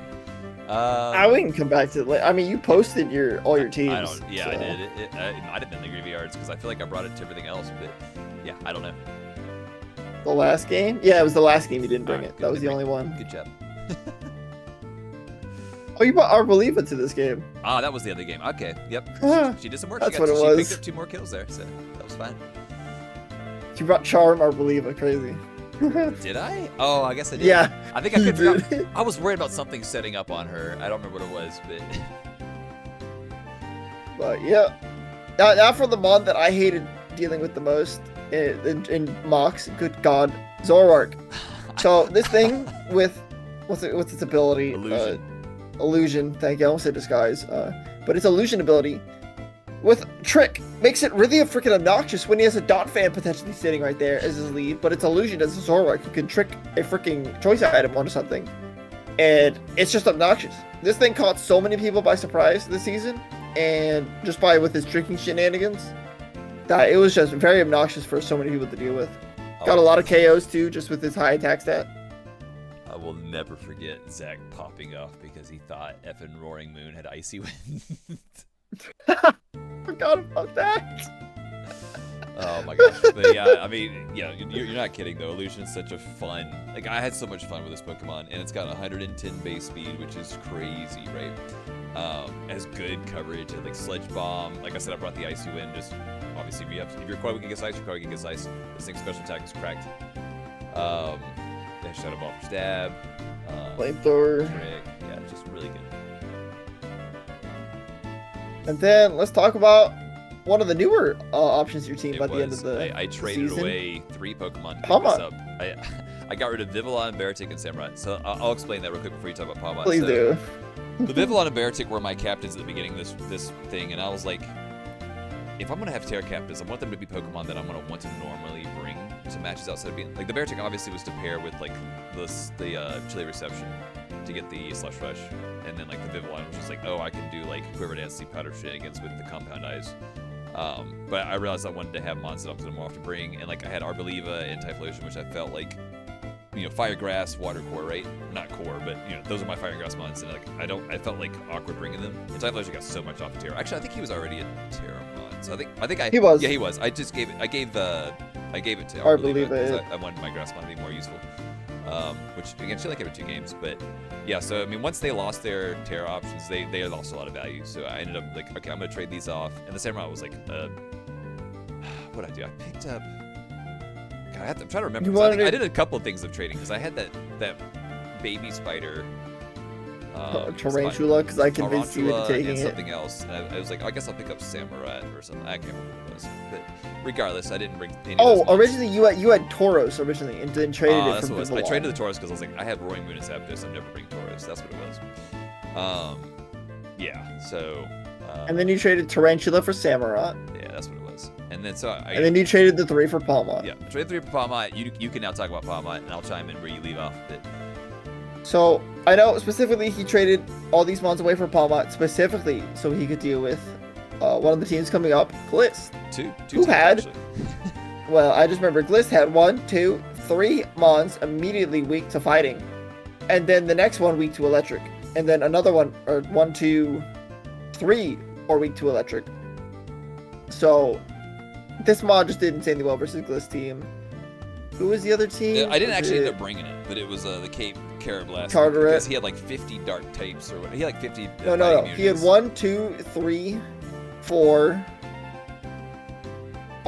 5, 6, 7, 8 fighting type weaknesses on his team at the time. I was like, I'll take the extra fighting tape with the Mach Punch. Yeah. Obviously, Mach Punch is priority. I'm diving into your breakdown here, but go ahead, pick back up. I mean, not much of a breakdown besides this thing hit hard and it faked out a Regieleki thinking it was not, thinking it was Voltorb, but it definitely was not. And this thing just kind of ripped and teared through a couple teams. I think he only brought it I brought it one time. One time? I brought it one time. that it? It had, Just glissed. it had priority. It had Volt Mach Absorb. Punch. All of its abilities were interesting. Volt Absorb, Iron Fist. It had like Nitro. I can Natural tell you Cure. for a fact it did not have Voltorb in the match. It did. I looked at it and I said, you know, Trey is a great player. He's gonna know He's that I gonna have expect- Bulbasaur and he's not gonna click the button. So I just played off like for the extra power and it worked out. But the it also has a huge move pool for some reason. Like this thing has like Seed Bomb, Play Rough. Obviously has the good stabs, both 120 base stabs. So it has like the double shock and it has the post combat. And he had a Fast few, speed with 105 too. Really hit it has some hard. other cool little tricks, like it has like encore and stuff that I didn't do, but obviously only came with one Ice game. punch, nuzzle. Ice punch I Yeah. did bring. Yeah, it had the elemental punches, which obviously with Iron Fist even better. Just a cool little dude. Yeah, that's pretty much it. It only came to one game, so it got to show its stuff for one game and said, "All right, GG's." Yep. So overall for my team, This you know, is- I lost one game the whole time against the Carolina Chronoids. Could have been avoidable, but He turned his brain off. It, It was well, unfortunate. it's not the rain was technically off. The but again, I just completely forgot PP slime was a thing. So you know, I had a stroke. But yeah, I mean, hey, the team brought me all the way to the across the finish line. So very happy with the team. Was the championship team. I love looking at my team too. Like just looking at my team, they look so cool. The only option here that I don't like is Arbeliva. Yeah, It's the only thing here that I don't looked like. so many times back at the tier list for like a different grass type, and they just none of them Couldn't jumped find out. one. God, like You almost had Brute bought it, but you were too nice. I was too nice. I was like, I'm gonna give you a chance since you were talking about pick it up. Maybe I picked it up. I don't know if that would have helped my And team then out like he that never much. used it. Yeah, I don't know if it would have helped my team out crazy about, but the and it would It would've been nice It to would have changed have, my point but- values too. Like I wouldn't have had this team if I had picked that up early, right? I would have been able to afford. But the It was it was 9 points. I wanted like a bulky grass, and they were only offensive ones, and they're like ones that like compounded on my weaknesses already, like for iron leaves or whatever. It's like it gave me an extra ghost and dark weakness. Well, that thing is not bulky. Yeah. Yeah, well, and it also gave me extra ghost and dark weakness, so I was just like, I don't want that. And That's it's true. Also like even when it's you turn it dies, and there were a couple other ones like Wochin, whatever. Which Wochin is bulky, but again, the typing wasn't great for me. I was like, it's not what I want here. Like if Vileplume was in the game, easily picked it up, but just it wasn't there. I believe it. She did her thing for 2 games, so she worked out okay. But yeah, I would have picked a different grass type if we given the option. So, but she was the best for what I had there. So the B would be she'd put in her work. I'm proud of her, but I don't know if I'd pick her again for another draft team. Yeah, definitely. Probably not. Yeah, we've talked too much about me. I knew that was gonna happen, but It's gonna happen for mine as well. yeah, we know for this. Sure, for sure. Let's see where we at here on this song right here. We're gonna jump into the Wobbuffets here. So this was definitely a VGC player. It's one of my buddies. He hasn't really ever Very played unfortunate single. season. Yeah, he hasn't played it. He doesn't play singles. So this was like a lot of learning for him. You know, I helped him make some trades later on in the draft. We gave him some good recommendations. But he picked up the Annihilate, which a lot of people thought was just like banned because hey, he's banned in OU. He should be banned in the draft, right? No, he doesn't have Terra, so he was legal. People were surprised when he got him. Very very powerful mon, obviously. We already pretty much talked about it with the Primate. You know, Yeah, it's that's gonna true. be bulky. It's got bulk up, Rage Fist, etc. The thing just hits like a truck. It's pretty bulky. Good mon just overall. Speaking of bulky, his second pick. Ting Lu. Yeah, This thing is a special defensive god. sets up rocks. Gets up spikes. What else It's is got there? whirlwind. Is that whirlwind? Spikes, Okay. whirlwind. Yep, it's got whirlwind. That's like one of its main stats. Pretty obnoxious to deal with. Stomping tantrum. You got ruination for things you can't exactly hit too well, so you just nicks half their HP. That's pretty much it right there. That's all it really needs, just to be like a solid mon. His there's probably some things I'm not talking about with that thing, but yeah, it's definitely a solid pickup. The weird thing was his second pickup was another ground type in Ursaluna, which he admitted like during the draft. He's like, why did I do that? Like, obviously It was a Ursaluna's- high pick. It's a scary. Yeah, I think it was the last high pick of that area, and he just felt like he needed to pick it up. I think that's why. Maybe. I mean, he's also a VGC player, so maybe I know that mine sees some more play with like trick room shenanigans, so like maybe that was partially on his brain, but he ended up later trading it for Rotom. You know, again, any Rotom's a good Rotom. Rotom Heat, amazing. Obviously, you kind of have to bring boots with Rotom Heat. Yeah, but- so he doesn't get chipped out. Rotoms are very bulky. They need all the HP they can get. Yeah, Any so chip on them you is huge You do chip. lose like so. the residual recovery with like a berry or with lefties, but it's still a very good mon. Good switch dish to burn. Overheat's powerful. A good little toasty boy. Trick. It does Rotom things, right? Good mon. Then you have Sylveon, which again I feel like it's another VGC mod. I know it does well in singles. It still has Wish. It doesn't have Toxic anymore, which sucks for it. It's just a very bulky mon. Hyper Fairy's voice. a good Very typing. strong. Yeah. Yeah. It's got pixelate hyper voice. Yeah. Having a fairy to switch into just is generically good. Like your opponent can't think out the outrage button or the Draco Meteor button without having to think about the consequences. So a weird Pokemon. He didn't bring pickup. it too much though. He didn't bring it too much though. Only 2 times for Sylveon. Yeah. So- No, I think Sylvie's a great mon. But what I was saying was weird was the Slowbro. Slowbro. And honestly, I think any slow bro or any slow king are great. How he used it was strange a couple times. We did No, look yeah, back hold and he on had here. he did have like a spec set on it and stuff, which I Hold mean on I here. respect doing weird stuff in Draft League, but again he's a BGC player, so it has quick draw, which is interesting, but I mean you're gonna be going for Regenerator. So when I was looking through these teams, I noticed he had. Let me pull up the list of. Now look here. Hold on, I have to show you this. So, the week 1, he brought a max HP, max special attack, life orb, modest slowbro with ice beam, surge, sludge bud, psychic. Week 2, he brought a choice specs, 2x2 HP, 2x2 special attack, ice beam, surf, shell sidearm, and psychic slowbro. And then I think he did the same thing the next time he brought it. So Well, I don't know if he did it next time, but I think I did have a conversation with him about that. But yeah, obviously if you're playing doubles, right, or VGC, like quick draw is probably the better of the two abilities. But well, actually, yeah, because he had Regenerator on both, I think, which is the weird thing. But yeah, that's what he ran for it. Yeah. I literally have a lot of his sets here because I thought it was really weird. I think Mon was not run well, but I do think it was a good pickup, generically speaking, because obviously for Regenerator Core, you have somebody to pick up poison spikes, you have somebody who can set up poison spikes, you have somebody who can put out toxic. And he's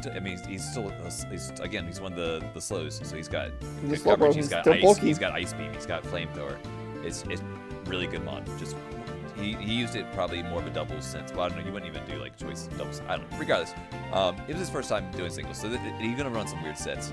But no, I think it was a good pickup regardless. And then he had a bit of a heartbreaker for me because before I was looking at picking up Typhlosion, I was like, man, I need to get a fire type. And as soon as I thought that in my head, like, oh, maybe Sewer Edge, he comes out of his mouth, I'll pick up Sewer Edge. I'm like, fudge. This mod can be pretty scary. Good mod overall, just very solid. It's got options like Shadow Sneak, Will-O-Wisp, Bitter Blade to heal up, bulk up to make itself even bulkier, which makes it pretty hard to beat. It's got weak armor shenanigans as well with weakness policy. Yep, and of course Flash Fire if you want to just have a nice fire pivot, get some good power off. Overall, really solid mod. I was terrified to calc versus this. I remember team building for this team, and one of my friends, Cody, was just like, Sarah Lich can just sweep your team if he gets like one Swords Dance off. And I looked at it, I was like, oh no. Oh no. I made a terrible lapse in judgment. Yeah, I mean, I guess if it did like the weak armor setup and get faster in your fish, that would be a problem. Well, my fish can't kill it. Your fish can't kill it.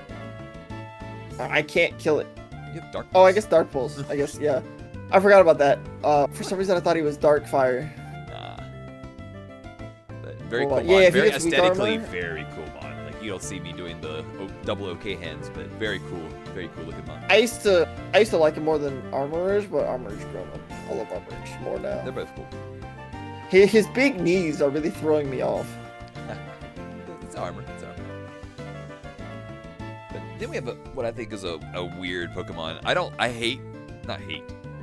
Well, using wise, anytime I play Gen 7, I'm like, okay, and I've played it a couple, like maybe 3 times. So I guess 2 out of the 3 times I picked Decidueye or Rowlet, because I think the other 2 are ugly. But I hate using Rowlet in a playthrough. Like Decidueye just feels so awkward, and I think he's so cool.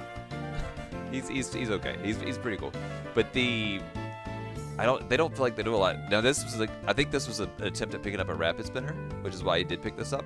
But like, and I'm no expert on the Hisuian one, but I'm just gonna say this is the most unfortunate mod on his team, where both times he brought it quite literally died instantly. Yeah, it was able to not even click a move. You want your spinner to stick around because like you want to be able to get rid of those hazards. So, and he's not the definition of that, and it's slow. I just don't know what this mod's supposed to do, man. I really don't. Triple arrow, because triple arrows has like 3 different effects. It does, but his base speed is like what, 70 something maybe? It's 60. Gosh. So. Oh no. Yeah, it's. I mean, base decision wise, only base 70.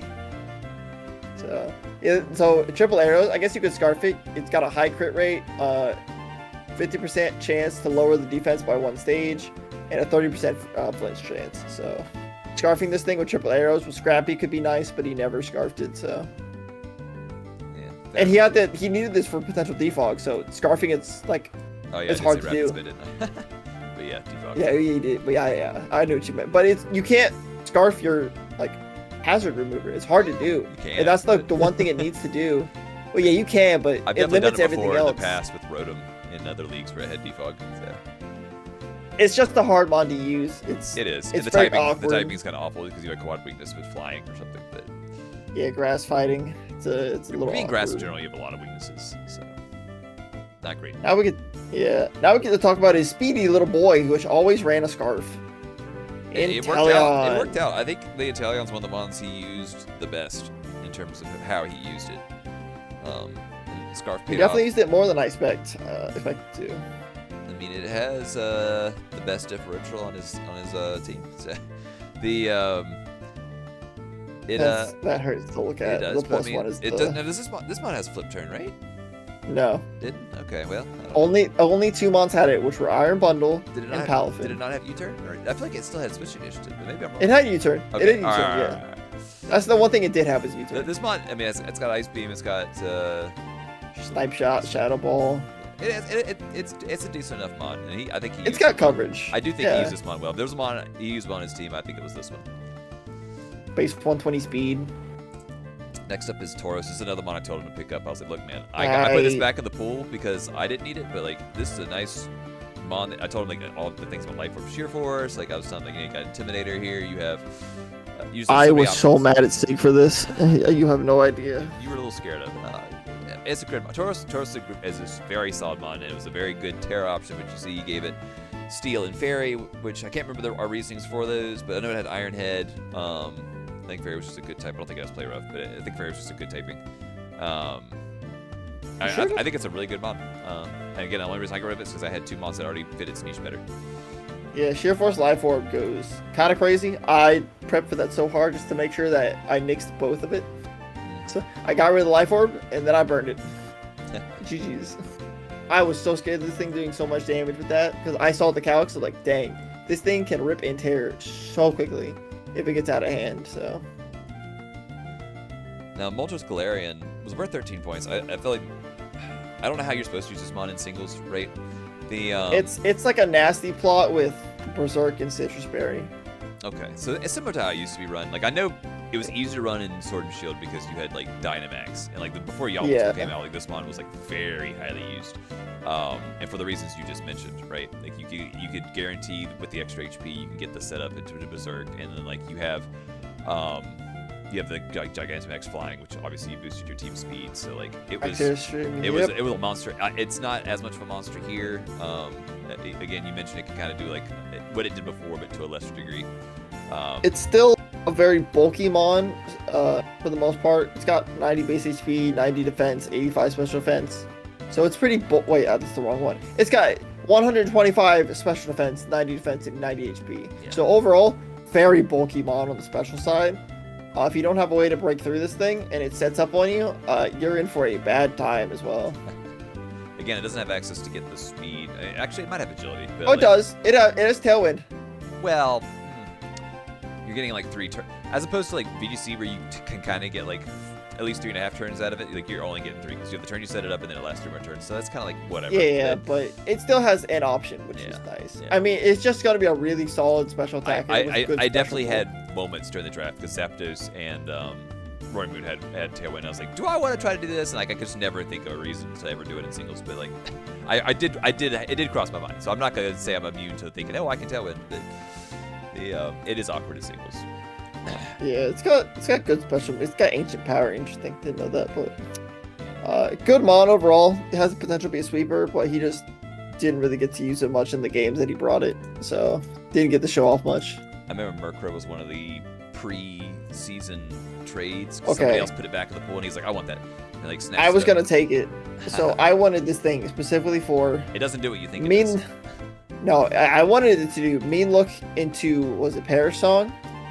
It's missing something Something. though. I don't think it has like roosts anymore or something. It's missing a Oh, core. no, it doesn't have roost, but I can still do mean look Perish Song with the Violet and make it super bulky, so I get to just take something down immediately.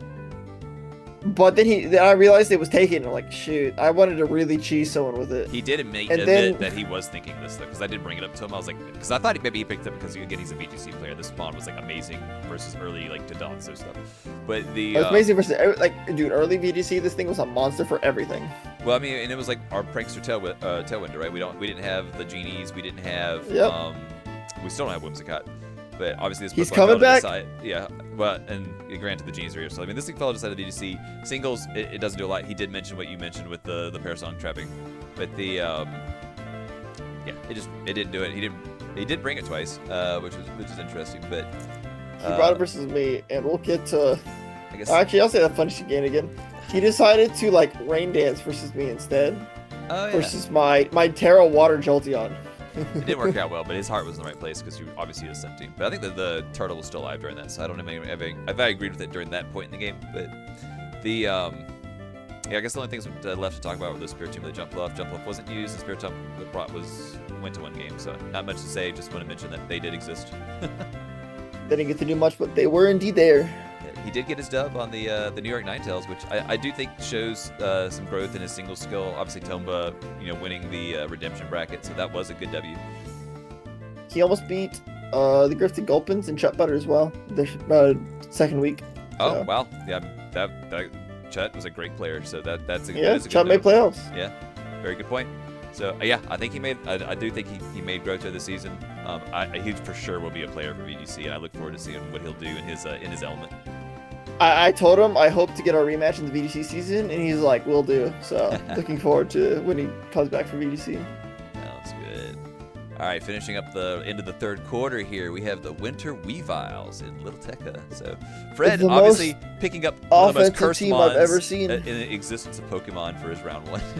Oh yeah, He no. picked up the goat. Let's go ahead and get the third elephant. We'll go ahead and shoot it now. This man picked up every setup mon in the game. He's all, oh, you How can many set up, setup you can sweepers? sweep. Let me just pick you up, which ended up being his Volcarona. downfall. But Yeah. yeah, God. I mean, Landorus, what can you say about this mon that has been said in the past like five He's a generations, Jack of all right? trades.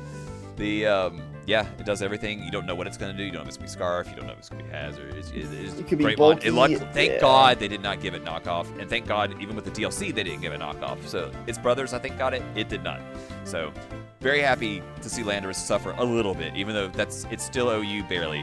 To say it's He's suffering hanging on. is He's got one more left in him. yeah, I saw the memes. Volcarona, that was a heartbreaker for me. Volcarona Kane was on my other two draft teams, so like I personally wanted to pick it up, especially after Bax I was was thinking gone. about Like, it I was too. like Bax, like I want to try it out, especially since I had like the chili reception, and then Bax got taken and then Volc got taken and my heart was broken. I do love me a good Volcarona. I don't know. He brought it to 6 games. It only got 1 kill, so he didn't get to use it too much. Espathra is an interesting mon, and he got some mileage out of it. There were a few instances when he was using Espathra, and I was like, he could do this and totally like to win. And he did some weird things where he He stayed didn't bring in. the right sets. Yeah, He didn't bring the right sets for some things. His father is a monster with Terra, but without Terra, it's a lot more. It's very more. I think it was more. I think it was too highly valued point wise. I think we went into this, and the reason why it was this high is because it was terrifying with Terra. well, So we thought even without Terra, don't, it would still be don't good. put it on us. I mean, we took the rankings. Well, no, from, I know. like, We took it for someone else, but An this official thing league, with Terra, right? yeah, this thing with Terra is terrifying to deal with. It is an absolute monster. So it got highly valued probably because people think even without Terra, it's still going to be sweeping. But without Terra, it's not as good. It's still to ace do speed, much. just It's fun, very, but yes, losing Terra for it's a very lot of these months, situational. Yeah. Yeah. Of course, the Cloister. Another set of mod, Shell Smash. What might arguably, and we might do a superlative for this, also, spoilers, might arguably be one of the hypest plays in the draft. In the league. We'll talk about that later. But obviously, a Shell Smasher, a monster. I think he did get a sweep with it. Week 1. Week This 1. is the Yep. very first week. Yep. And He then shell smashed on Tomba and missed the Dragon Tail didn't come out and then swept the rest of the team. It's unfortunate, but oh yeah, he did. Oh yeah, I forgot about that. It did what it did. And then Mousehold, interestingly enough, is that his only rapid spinner? Those Spite Ops might rapid spin. I don't know about no, it does not. It's defog for Monstro. Monstro, I think, but I think that's it. But yeah, the Mousehold didn't get to do too much. Came to 2 games, didn't get any kills. I don't know if it cleared any hazards. Nope. We know what it does. It clicks the I remember population bomb button. I remember prepping for this, putting Rocky Helmet specifically on Torkoal so I could watch this thing literally kill itself one turn. Yeah. Would have been funny. And then, let's see. This used to be a Hydreigon in Spot 6, which I guess he decided he had too much power. Interesting enough, the Hydreigon was not... I feel like Hydreigon was not one of his problem mons, right? Like, Hydreigon's like not a set of mons. It's like a mon, like, you throw a Scarf on, like, all right, I'm going to do big damage, or I'm going to U-turn out. Yeah. I think if anything he needed to switch out, I would have switched out probably the Espathra, if anything. It just... That mon without Terra, especially in this division, it just didn't have any chance to do anything, which is unfortunate. That's crazy. That's what I'm saying. If anything were to switch out, I would have said it was the Espathra. Now, I want to say I'm accurate in saying Wo-Chin might get the award for most teams that he was on. I'm pretty sure he was on 3 different teams, was he not? Let me check. Draft and trading. Whoa. Chin. He was originally on Glist's team. Alright. And then he went to Tekka's team, so only 2 teams. Oh, okay. All right. Maybe I'm thinking wrong. Or maybe there was like a preseason trade or something. I don't know. No. Murkrow was on multiple teams, I think. No, never mind. I don't know. Yeah, I don't think... How many games did he bring it to? He brought it to 2. I mean, it's a defensive wall typically, so you're not going to see a lot of kills. But I don't... Again, I had the opportunity to pick this thing up, and I was just like, this thing can sit around maybe for a couple turns, but I don't know what I'm doing with it. Like, it's not really... It doesn't feel like it does a lot. But I could be wrong, right? Yeah, it's hard to use singles. It's a very bulky mon. You kind of just put up Leaf Seed, Foul Play, Knock Off, etc. But offensively, it doesn't really exert much pressure. It can do a few things with like Power Whip as well if you want to go full offense, but it's hard to use. Now, mon that's not hard to use offensively, other than watching out for your quad weaknesses. Hoopa, I know you were terrified of this mon. He didn't bring it against you. Yeah, this mon, if you don't have a U-turn user, this mon goes crazy. If you have a U-turn user, this mon is like a crying infant. But it's still very fast, and you can like scarf it. I think it's like fast. 80, right? It's not like super, yep. But you scarf it. Yeah, its special defense is out the wazoo. Oh yeah, you could like AV it as well for like a... Yeah. Yep. Like it's a got like pivot wall breaker. Like 160, 170 attack stat, I think. So I'm like, good. It hits like a freaking truck. What's his signature move? Magician. Oh, hyperspace hole. It goes through protect. Okay, I thought it did more than that. But... Yeah. Hyper space hole, or Fury. My bad. Lowers uses defense by 1, breaks protect. Okay.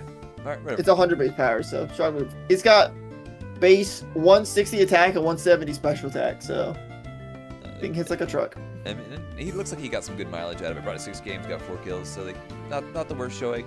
It did have a broke even. It had the potential to do more, just wasn't given the opportunity. I think he admitted that too. Like we could give him some options. Like, oh yeah, that would have been really good. So yeah, well, I mean, it definitely was scary regardless. One of my favorite mythical mons is Diancie here. She obviously doesn't do as much with her mega, but she still has, she's a rock setter. She's a fairy type. Everybody loves a good fairy type. You gotta watch out. Really bulky overall. Very bulky. You only has to really watch out for like steel. Yeah. The it's Moonblast, has Diamond Storm, so it's got mixed coverage. That's really pretty solid. It can boost its defense with Diamond Storm as well. 50% of the time, if I remember correctly. Yep. Yeah, I think she's a solid mon. Again, she doesn't have access to a lot of recovery, so like you're really relying on like lefties. She might have Draining Kiss. I don't know if she can do a Combine set. Cool. She does a Draining Kiss. You're right. Cool little mon. I'm a fan. It's got Encore, so you can do Encore, Calm Mind. So have a chance to start setting up. We see the Spite Ups up on deck next. One of the 2 mons in the league, I think. Well, I guess I technically had Tarantula before the season started, but one of the 2 mons in the league that had could threaten the Sticky Webs. Sticky Webs. Did he ever bring it? He did bring it once. He brought it once, and it did nothing. Yeah. Okay. I mean, that doesn't show if it got Sticky Webs up. It might have got the webs up, but I don't remember. So not much to say about Spite Ups other than the fact that it's got like Sticky Webs. But yeah, it's got that in its signature move, and that's it. I guess that's like the priority bug move, but yeah. No, I'm talking about the protect that lowers speed. Oh yeah, okay. But that's it. We see one of the other Tauroses, which I know you're always a fan of. Hate the Tauroses. Hate it. Kill it with fire. Yeah, he brought in 3 games and didn't get any kills. So again, I think none of the Tauros has really got a good showing for how good a mon I think they are. Yeah. 100 base speed's nothing to scoff at, and they have pretty solid attack stats. These guys have the brick break signature moves. This one's the water version. I think it also gets wave crash, which is ridiculous. Yep. Yeah. It gets outrated for some reason. It's got, I mean, I think it has wave It's crash earthquake. and close combat, so like amazing steps. Yep. It hits. This thing, like, it hits like a truck. It's got a lot of good coverage. It does well pretty much everywhere. Good mod overall. And the round out his draft picks, he has Patrice and Hunchko. Didn't bring either one to the games. Hunchko was a Terra captain. I guess we should mention for Spite Ups, it was also a Terra captain, and Mousehold for that matter. Mousehold's probably the only one that really mattered in that regard. But I will say, Honchkrow with Super Luck and Razor Claw and Terra Dark could hit things like a truck with its crits. that's true. He gets 100% crits. So yeah. No, I think it's 50%. Well, but no. So you have Razor Claw, Super Luck, and then Night Slash. Oh well, with Night Slash specifically, yeah. Yeah.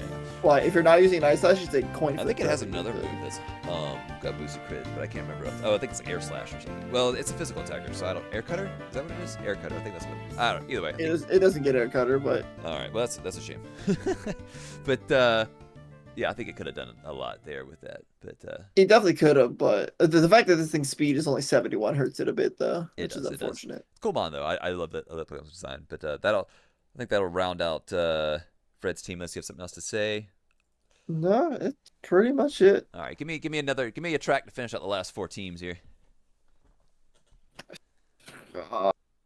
You do it. I've done 2 tracks now. Well, we've been pretty chill for the most part, so now I'm feeling like I have to continue the chill vibes.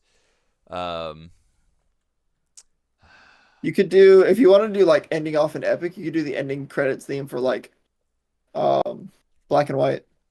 Let me just see what you got here. Black and white, in credit or in theme. Extended. Let me see what you're cooking here. HD. Okay, well, whatever. Oh, see, this is pretty good music. I like this. All right, and I didn't realize how epic it was. it's pretty epic, and we're coming up on a very powerful team.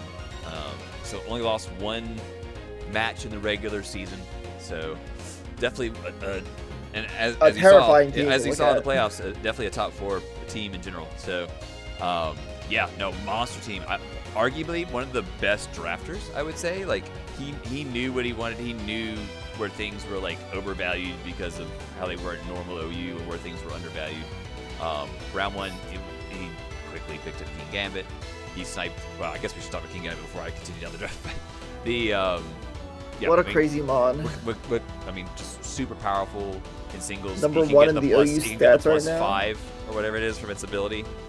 Supreme Overlord. Has Sucker Punch. Swords Dance. Cleave. What's the cleave? Kowtow Cleave. Yep. Just a monster of a mon. Like, just disgustingly good. It was the second best mod in terms of MVP for KOs. You only tied with. Well, and it was the second. It was number 1. It was tied number 1. It was number 1 for a good while. Right? Its division, it was. Oh, number 1, right? in its division, it was the number 1. I think Overall, it it was was tied for 2. Yeah. With one we're coming up on soon here, but. It did super well, super strong mod to deal with. It's very hard to plan around at the end because this thing just has Supreme Again, Overlord definitely active one of with the Sucker reasons Punch. why I picked up Palmon is Mach Punch. Said, "Stop being you." And I think he had a Tropa Berry specifically for that too. I don't even think it came into play. But they. It did because he close combated and he switched into it, I think, or something like that. Yeah, just broken Mon, and he is currently number 1 in OU, and he got obviously a ton of mileage out of it. And then, speaking of a Pokemon that's ranked highly and has since been banished to the I realm had a question of about Ubers. this one for you. Yeah. So, was this a steal against you? Did this man steal a pick from you? Yeah. I was mentioning earlier because I picked up. Okay. I picked up the Slowking. and I was like, okay, yeah, I can use this with Chillier, so I Max can give it some caliber. extra bulk, so like I can get more Yeah. chances up. And like I've never used this mon, so I was like, and you know, I'm a big Godzilla fan, right? So I was like, I would love to test the waters of this Pokemon, and it got picked before it got back around to me. So I was very sad to see that happen. Obviously, Gliss got a ton of mileage out of it as well, having a +5 KD.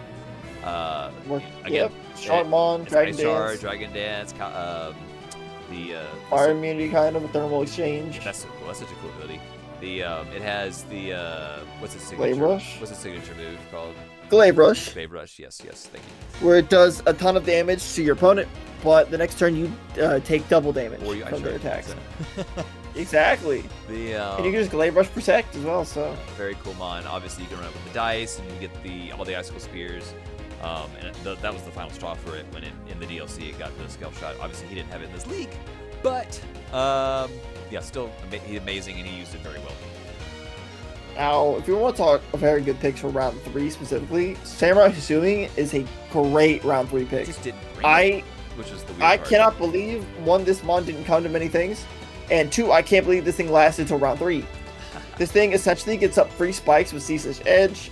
You sash it, so you pretty much get up 2 rounds of spikes no matter what at the beginning, which is really good, and you deal damage to your opponent.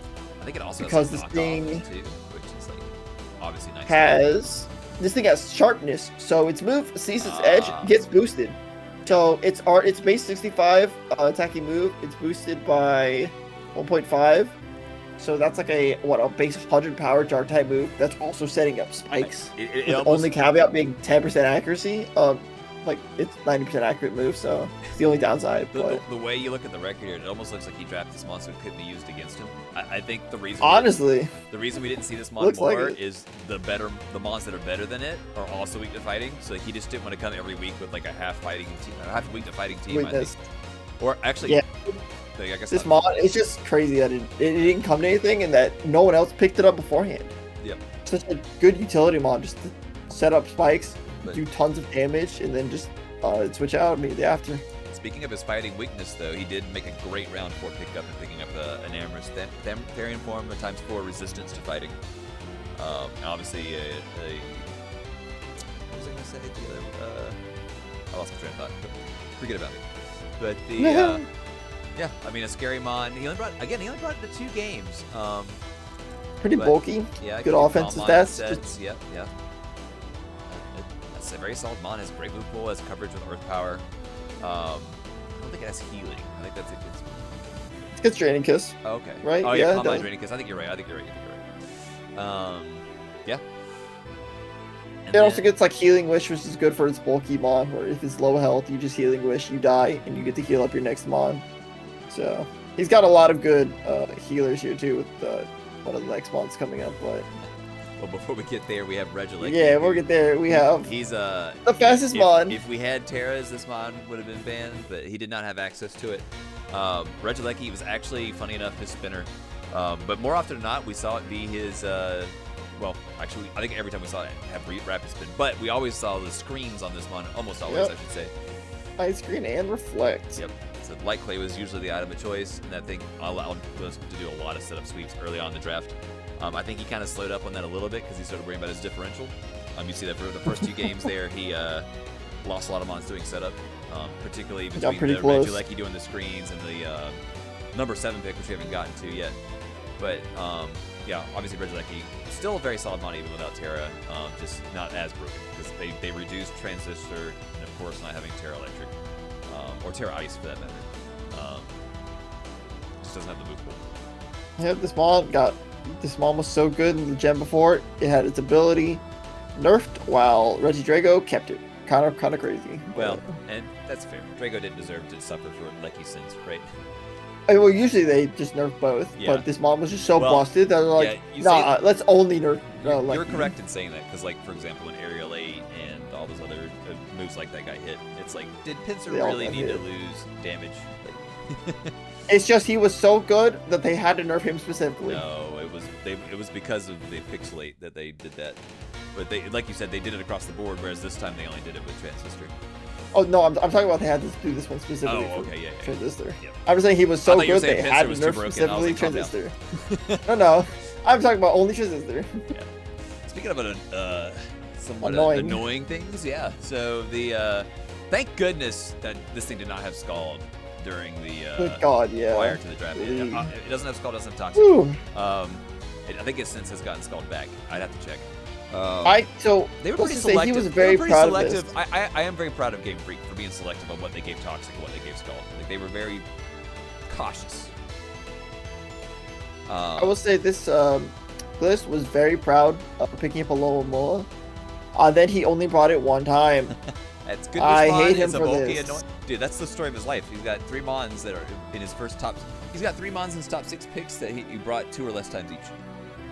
His Lomomola's got Regenerator, it's got Wish, it's got base 165 HP.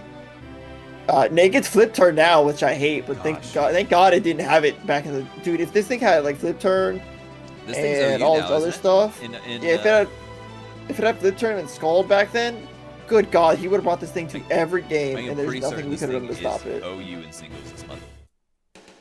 But yeah, it's got so much. You give it Wish, you give it Scald, you give it Flip Turn, and then you can give it one more. Yeah, just give it Pain Split probably. Nah, you do. Well, no, you do. You have so much HP. You're not pain splitting like that. Yeah, I realize that. But this Mon, if it had all this during the league, he would have brought this to every game, and he would have been a menace. Exactly. Speaking of a menace, this man brought he got a hold of the best sticky web Mon at round 7 with the Masquerade, and it did a lot of work. Not only crippling team speed, but I think he got a lot of kills with the Quiver Dance set up one game as well. Well, no, it's only got 1 kill. I remember Quiver Dance going up. I thought it did more than 1 kill, so maybe I'm just crazy. But I will say its sticky webs did save him in the first game immediately, barely. So. Wow, that's a good point. Trey, who was a pretty inexperienced player, did get Trey down to his last Mon. Now again, Trey was very willing to sacrifice off both Masquerade and Regieleki to get screens and sticky webs up before he got his final setups. So that's part of that. But yeah, I mean, good on. I will say the first game. I will say the Dunsparces should have won. It's just Trey made one bad play, and that caused the whole thing to spiral at the end. What a crazy win that would have been to start out this league. Like no one, like looking at the end of the season, like you wouldn't have called like the Dublin County, the Dunsparces taking out the El Paso SQ. Well, he was the closest to beating him that didn't win the whole season. Very good. The process is next. It came to 1 game. That was my game, where I did not expect him to bring his 115 speed Mons, and he brought both it and Azelf. So I didn't speed prep for that. That almost bit me, but this Mon is it's a spin blocker. It's got, I think it has trick shenanigans. He tried to Destiny Bond me. I remember that. We banned Snowcloak. Yeah. Anything that reduces accuracy. So yeah. That's a good thought, though. It would have been a good counter against me. For you, because you're chilling reception. Yeah.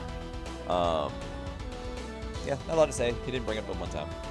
It's got spikes and everything, so it's got awkward. It's got some funny things to work with. He did some funny stuff. I just didn't hit him when he did the.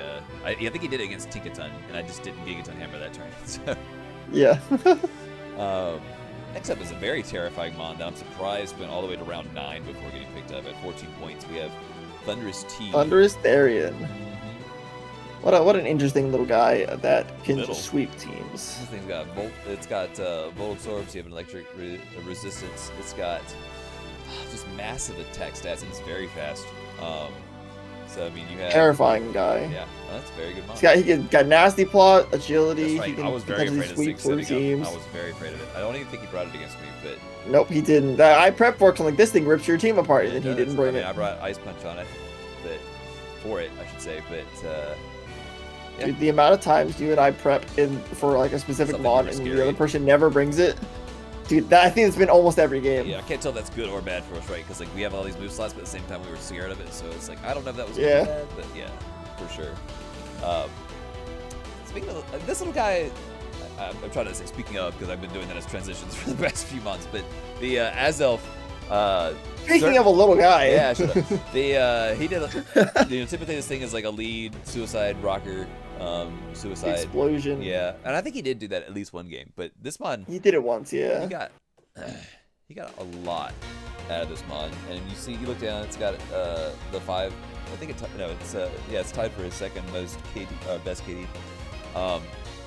It's terrifying. I mean, U-turn's great.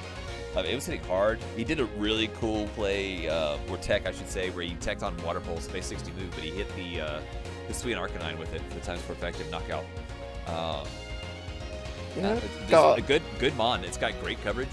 It's got Encore for support for like trying to stop sweeps or here and there or set up No, I think it was It's got what a screens, great round 2 nasty pickup. pull And up. again, super fast, 115 base speed.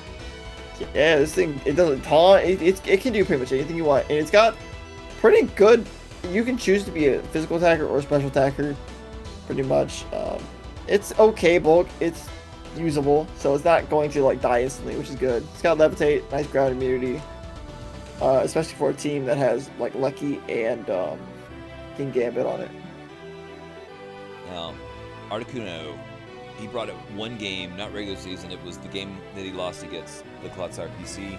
I think it was the very last mon that got brought in, so we didn't get a chance to see what he was doing. I think he was trying to do a sword power set on it, if I remember correctly. Probably, I would assume so. I think yeah. it was also like, I could be wrong about this. I think it's also a defogger. But, he just never brought it. He brought it one time, just didn't get a chance to do anything. So unfortunate. It's a competitive mon, so you fish for the stat drop, so you get a +2 special attack. It's got like 95 speed, so it's not bad. It's just, it's hard to work with because it's not the fastest compared to the other things here. So you can't exactly sweep with it for the most part, which is unfortunate. Yeah. Also, it does not get default, unfortunately. Yeah, it was one of his Terra Captains. I don't think he even did that when he brought it, because again, it was one of the last ones that showed up. I guess we didn't mention Masquerade was one. It terrored one time, the time it clear danced, I'm pretty certain. I don't think it went Ghost, if I remember correctly. But yeah. But the one he did terror the most was his Crocolore, and his precious baby boy. I'll let you talk about the good boy. Well, I don't think it's a good boy. This is an obnoxious boy. This dude sits there with the Violite, max defenses, and goes, "Oh, you think you're gonna hit me? Will-o-wisp. Oh, you hit me with something else? Slack off." It's just, he lives forever. He's obnoxious. He burns unaware. Things like crazy. He's unaware. He's a baby. This mod sits in. He sits in on everything in the whole game and then burns you. Such a good support mod, and God, is he obnoxious to deal with. Now, I will say, when Gliss drafted this, he did think it was part Ghost type, because I do remember I did have to correct his Terra Captains because he gave it Ghost instead of Fire, and I was like, no, wait a minute.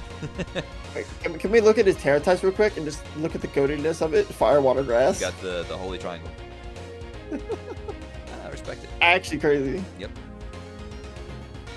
But yeah, very powerful team. Again, only lost one set during the regular season, and then lost to the. His only other loss was to the guy who was undefeated in regular season. So he lost to both the players in the championship game. So I think that clearly puts him probably at the number 3. But there's someone else in contention for that we can talk about in a little bit. No. He takes it. He takes it. All right. I'm giving it to him. Giving it up. I give it to him. I don't want to fight for that. He can take it. Greenville Greavyards. Now this team, I think, barely did not make it into the. He needed one more. He needed one more to have a shot, and I didn't give it to him. But the very good team. I mean, I remember people were popping off for the combination of his first 2 months. He got Garchomp round 1 at draft position 14. Kind of crazy. Spiker, Stealth Rocker, just really good offensive mon. It can stop physical wall. Yeah. Yep. It's got rough skin to make rough skin Rocky Helmet strategies kind of obnoxious. Yep. Yeah. Nobody doubts the power of the chomp. Well, nowadays we do. Well, I mean, they got put to UU, but I mean, in draft format, I think he's still very good. You don't really have to worry about the Great Tusk or whatever, right? So, and then he picked up round 2 an Amherst to cover for it. So, and I don't remember why people popped. I mean, I guess for like offensive coverage, because obviously both of them were against like ice. I don't know. People were very happy for it, and I was unbeknownst to me. But yeah, other than ice, like that one covers poison, that one covers ground. Well, no, I mean they're not weak to ground. What am I talking about? Rock, I guess. Yeah, rock. She covers dragon. They do cover each other minus like ice, I guess. Yeah. And obviously a great mon, fast, can set up with calm mines. Again, there was power coverage, so very good mon. And now looking at his record real quick, he was pretty close to beating Dave and Glist. Yeah. And Weaselman. He almost went 6-1. I think kind of crazy. He was so close to make it in. He was a very good player.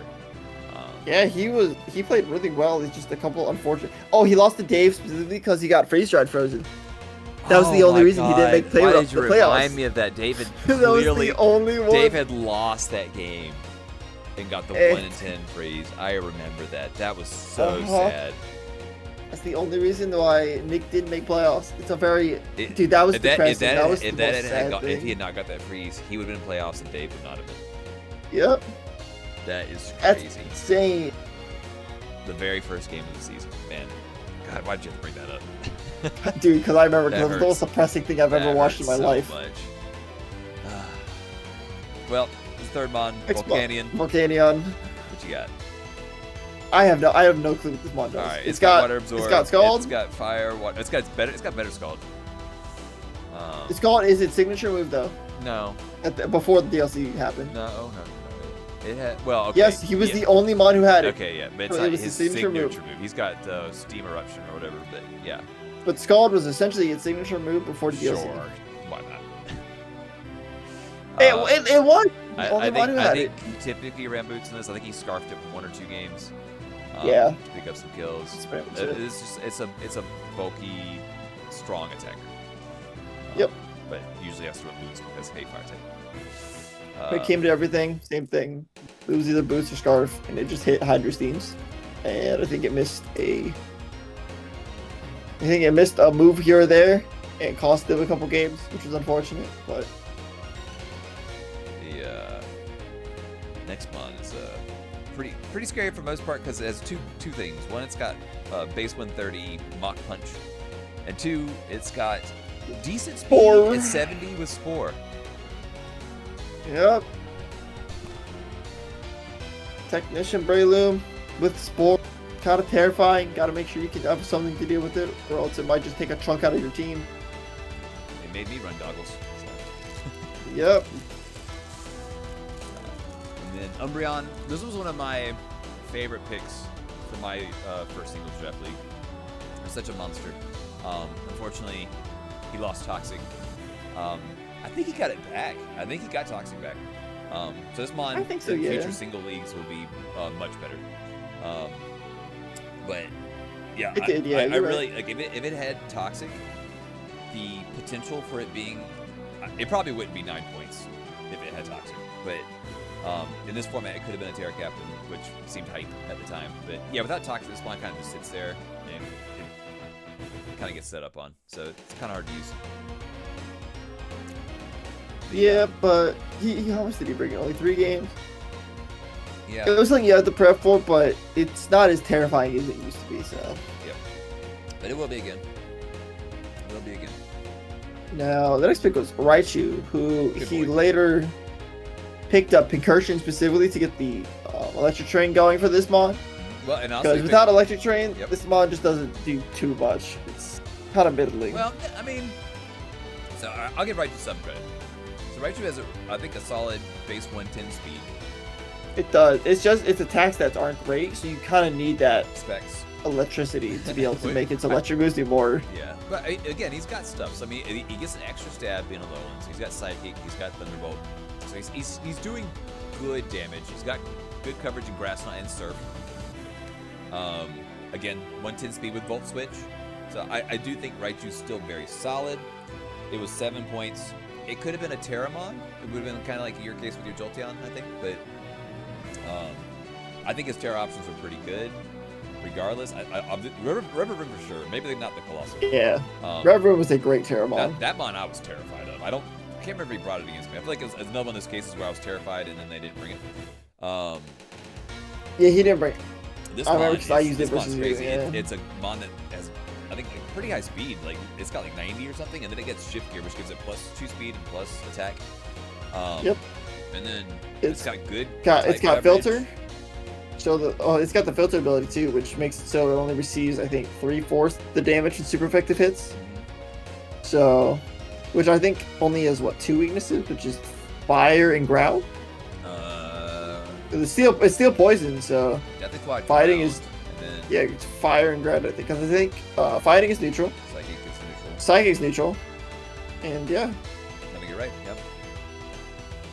But of course, he has the Terra type, helps him set up as well. So, yeah, I was super afraid of this mon. And then his other Yeah, base- Terra- oh, yeah. good. was gonna say it's base 119 attack, get a shift gear up, and this thing starts sweeping through teams very I fast. didn't want it to be mine. Again, I was terrified. The I think he didn't bring I think the Colossal against me instead. I have to go back and look. But Colossal being is it his only rapid spinner? I think Lucha might get defog. Halucha should get defog if I'm not does, mistaken. But yeah, Colossal being a rapid spinner obviously can't do as much as it could in Sword and Shield without the extra HP from Terra and then getting off its was it Steam engine? Yeah, Steam engine. Because like it needs to get hit by a water move for the most part or a fire move to do it. But you're not going to get hit by a weak water move in singles. Your opponent's going to be throwing out a super effective strong move, and you're not going to be able to live it. So you're forced to Terra, which is unfortunate here for him. Yeah. And then you don't get weakness possible. So. Yep. So a bit of an unfortunate meta shift with this mod. But he made good use out of it. It did have a positive KD, and again, it was his rapid spinner. So it did some work.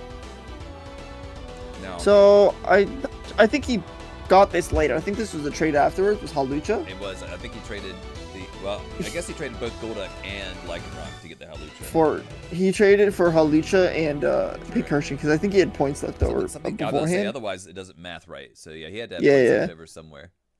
But so I think he picked up Pincursion and Halucha.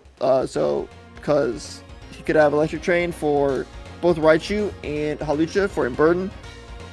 He can use Electric Seed, which I think boosts your defense, if I'm not mistaken. But yeah, you're right. The Pinchurn was a 2-for-1, right? So the Unburden and both the Surge Surfer. Yep.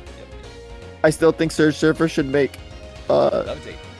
Yeah, it should be like built-in Levitate. Yep. Absolutely. I think if Electric Train's up, he should have Levitate. He's flying in the air. Right, you deserve. Oh yeah, no, I was gonna say it should have it regardless of Electric Train, but. Even so. Well, my reasosoning was if he's surfing on the Electric Train, yeah, like specifically, then he should have Levitate. But minimally, yes. Unfortunately, missed the opportunity. But Halucha, good mon. It's got Sword Stance, good coverage overall. It's got Acrobatics as well if you want to run Electric Seed and Electric Terrain. Overall strong mon. Just unfortunately, didn't. I don't think it did much. It came to one game, wasn't able to do anything in that one game, and that was it for the whole season. Unfortunately. Any Rotom is a good Rotom. Good Rotom. Unfortunately, he did not have a snow team to make Blizzards accurate. No, that's not even the part I'm upset about.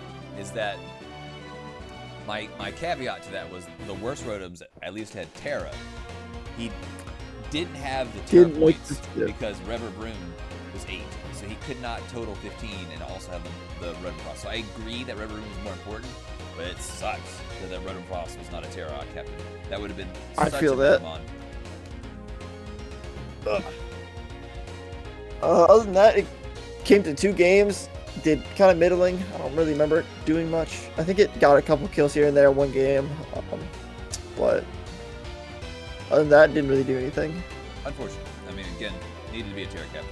But... And now we talk about not doing anything is Miss Pincursion, right, which I'm pretty sure this thing came to the game and then immediately got like earthquaked and then died. It might have done like some spikes or something, but yeah, pretty much. But yeah, I mean, we know why he picked it up, and it makes sense because it works for 2 mons. So it just sucks that you have to have a second electric type on your team and then be a mon that doesn't really do much else to sit the train. Yeah, I've seen this mon in 2 draft leagues and it's done nothing in both. Well, and I think and it's curious. He picked up Halucha. I wonder if any of the Pinchurn was a bargain deal. So, but obviously, Rillaboom and DD were gone, and there's nobody who sets up Fairy Terrain currently. Actually, Weezing's now back in the game, right? Yep. Yeah. So now there is, but not during the time. Leave it to be. Any closing remarks for the Greenville Graveyards? No, I didn't get to watch much of the games of his. So again, I think they were a very solid player. They were 1 game out, and again, like you said, they were a freeze away from making the playoffs. The playoffs, yeah. I think their record's not as good as they were. So be what it be. But I hope to see them again in the BGC draft and maybe get a little bit better luck. Rounding it down to the second to last team. Now this team. Originally, pissed me off because it was just painful to look at to me. I want to start by saying Iron Bundle. This guy was he not the 15th? Yeah, he was the 15th. They're on order. I should know this. There's 15th in the draft league. Iron Bundle, a top 3 Pokemon, did not get picked until round 15. Well, technically round 14 because it was a skip. But that's ridiculous. You almost had Iron Bundle at the bottom of the list. I almost had Chiyu and Iron Bundle. I almost had both. How? If I had both, I genuinely think I could have won the whole thing just off of pure offensive power. Good God. This month, he did not. I don't think he lost a game where. Let me think about this. If Bundle didn't go down, he didn't lose. Yep. His bundle only died 2 times for the 2 games he lost. But like a lot of his games were him wearing down the opponent's team and then bringing in Bundle just clean up. Like, or just clicking the freeze dry button and then things could switch to it. And that thing definitely came in clutch because if you look at his record, 1-0, 2-0, a 4-0, which was his best one, a 1-0, a 0-2, a 2-0, and then an 0-2. Every game this guy had besides one was very close. All these wins could have been losses, and all those losses could have been wins. Living life on the edge. Quite literally the definition of this man's differential was not good. Yeah. Oh, yeah. No, this man had to fight for playoffs. If he had one more loss, he was out. There's no way he was going to win the differential. The differential war, yeah. Now, Bundle, very solid mon, and then he was able to get another solid mon immediately after. Right. With Iron Treads. Right. Like, what a good mon. Like, I don't know how you hit. He was the second to last pick, and he got 2 amazing mons. Like, it's ridiculous. He got like one of the best rapid spinners in the game. Right after getting Iron Bundle. It's a Volt Switcher too. This mon is just crazy. So good.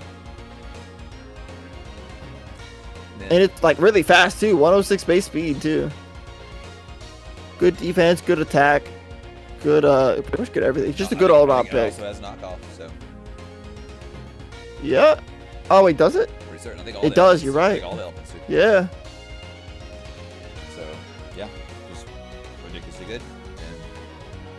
And in round 3, he got the Tiktar. Now I don't know. Tiktar didn't do a lot of work for him. He got 1 kill, came to 4 games. Yeah, it didn't do too much for him. He doesn't get a lot off sand really either. Yeah, the removal of pursuit, the nerfs it got kind of hurt it quite a bit. Wasn't able to do too much. He had sand, but his team wasn't able to make full use of the sand, unfortunately. Now, at this point in the draft, you see, okay, pick 1, pick 2, pick 3. They're all weak to fighting types. So I'll give him credit where credit's due. Pick 4, he grabbed pick 5 and pick 6. It's true. All was just fighting. It's true. So he tried to balance out his first 3 with his next 3. Yeah, no, that is true. We're gonna come back around to the fighting weakness, though. Oh, we will. But Moltres, I think an excellent pick to help balance out his team. Obviously, it's got the flame body, so you have to be careful about what physical mons throwing out moves. It has recovery. Pretty bulky. It's definitely gonna run boots. Will-O-Wisp recovery.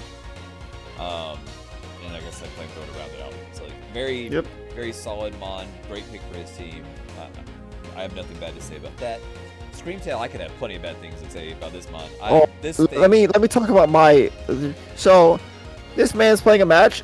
This Screamtail was single-handedly the main reason why it was the longest game I've ever seen. I think this went to a good 200 turns. Specifically because of this match that was. Oh yeah, it's my little buddy I'm talking to right now, Citric. Good God. I had to deal with that. I ran effing Eerie Impulse. Slow King. To drain this thing that's wishing so his team could finally die. God, hated that. It was the worst match for a spectator to watch. Good God. This match would have gotten timed out and ended instantly if it was in game. Man tried to blame my which would have been better. He tried to blame my Slow King. I was like, yeah, he sticks around forever, but he went healing everybody. God, I hated that thing. Yeah, I think it was bulky. It stuck around forever. Wishing monster. Demon. Good Lord. Again, it's the times 4 resistance to fighting, so this team needed it, and it was such a good healer. It helped some of his other monsters last longer. Fantastic pickup. Not happy about it, but it is what it is. And then the Dragouge, I don't think the Dragouge came to a lot. No, it came to 5 It- games. no, just it didn't came- do it came to a lot. It just didn't do a lot. It set up Toxic Spikes, and then Toxic Spikes got removed almost every game. So I mean, it was there to absorb them too, I guess. It's a strong, especially bulky mon, but it's slow. it was there to break the rules, and that was all it was there for. He did cheat against me. We called him out on it, so I let him continue the match. I just just switched back into the mon. He flipped turn. He forgot that Trichology didn't have flip turn pre-DLC. Yeah. So, not a big deal. But didn't really do too much offensively. It came to every game, but it didn't really pull its weight, unfortunately. It's kind of it's an awkward mon to have to use. It is. And it was like his only dragon. Question mark, Yep. so. It was, yeah. But God, Dragouchi has 44 speed? What the? It's that slow? it is very slow. Wow. Very slow. Now, Amon, I don't think he started using Till this later. till Yeah. on, but I think it's a monster. I mean, I think he should use more. Iron Hand.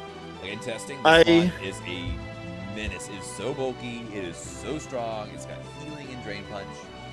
Like I can vouch for this because I was the one testing for Yeah. him. I was like, I gotta respect this mon. I can't. Again, is this one of those cases where they just didn't bring it? Or no, I think they did bring this. Yeah, no, he didn't bring the set that could do it. The set that could do it was towards the answer Pelly Drum, and he didn't bring any setup on it. Oh, I forgot how to So the yeah, what a monster. I definitely respect that mon. I mean, obviously it's running shop in BBC right now too. good old Brian Hands is the nickname for it right now, apparently. Okay. I have no idea why he's just called Mr. Brian Hands. I've never heard that before, but I'll take the word for it.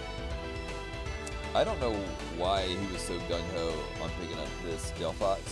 He got It took him a while. This was a trade. it Is wasn't there good, any but he Zoroark?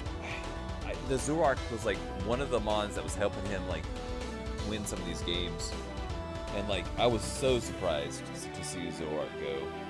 Like obviously the differential is not there, but like it was doing some stuff if I remember correctly. I mean, as somebody who's used Zoroark, like the potential, and his Zoroark can Terra. Like mine was outside the range of that. Like he had a Terra. Now granted, I did learn later on. I thought this was a bigger deal, but like late game, if you Terra, it shows your little Terra mark. So like here I am.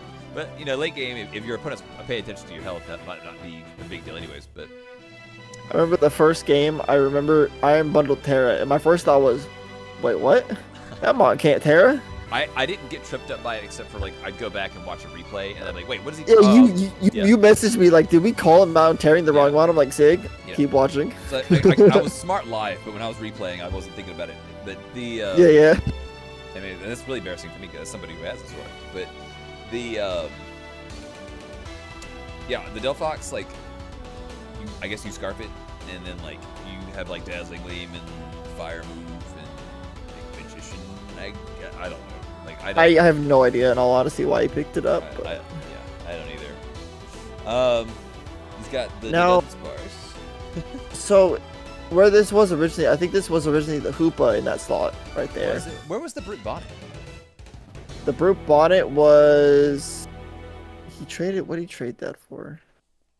The Electrode, I think. These were all part of the same trade area, I think. So like, Yeah, but so originally he had Hoopa, which Hoopa, which look at its point value. It's 7. It can Terra. That thing is a monster. The fact that no one picked him up or used him at all is just criminal. I would have picked it up if I didn't have all these special attackers, but that thing does insane amounts of damage. It is so hard to stop if it can Terra. It's crazy. Get rid of the double quad weakness. Yeah, I mean it's gonna be fat. Yeah, you just Terra to Terra Fairy, and what's gonna stop you? I mean, the little one is decently fast, isn't Space 7. Yeah, no, it's fat. It's slower than the bigger one. it? Is it really? Okay. Never mind. Yeah, Ignore it's me. 10 points slower. Ignore me.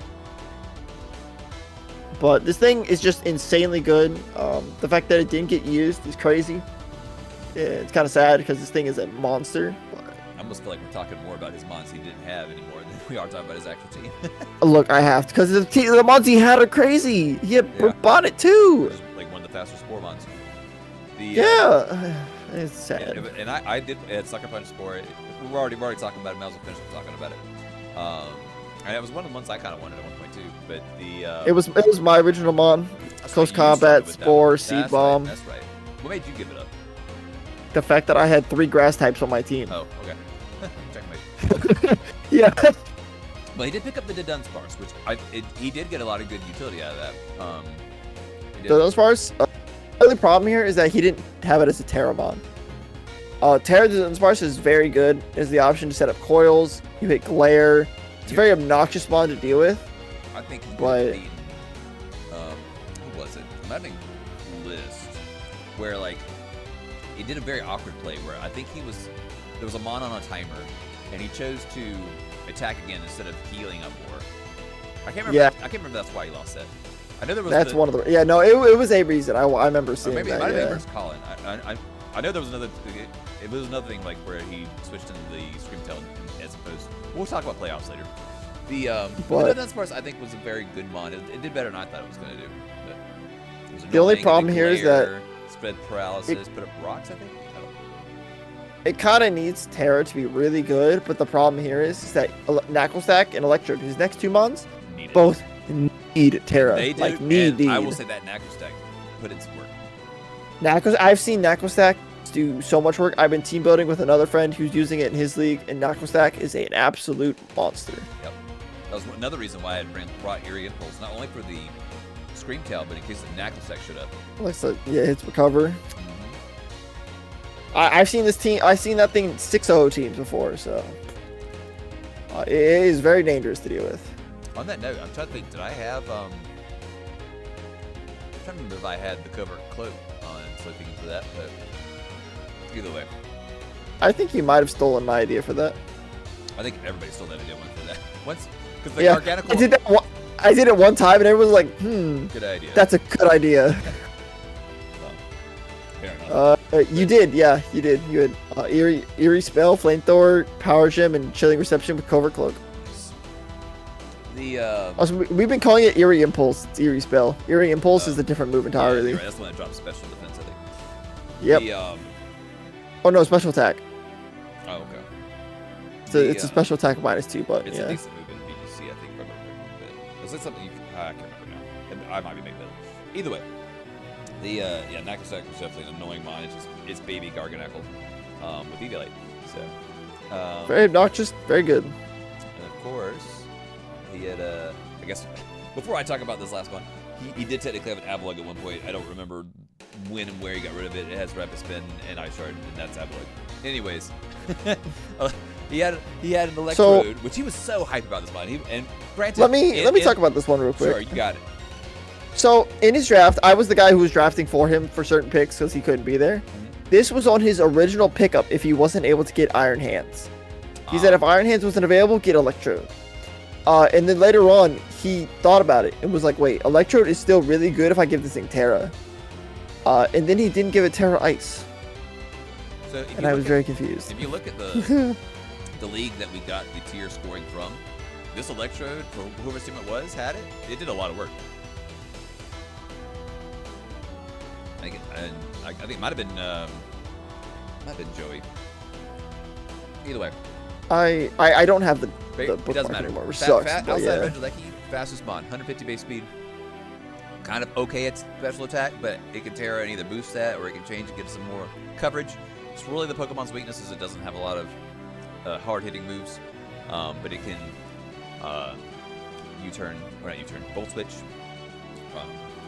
It's just solid. It's a solid mon. I don't think it's anything to say, best mon ever, but very good mon. Definitely needed to be a Terra captain. So. It's just the problem. Yeah, it probably needed Terra Ice, but because the Bolt Beam combination Well, would in be his very defense, nice for it. I don't But know what. So I mean, I guess I'd have to look at his matchups, right? So like, he probably, I think he picked that up like right before the thing closed, so it would have been against myself, Zach, and Trey.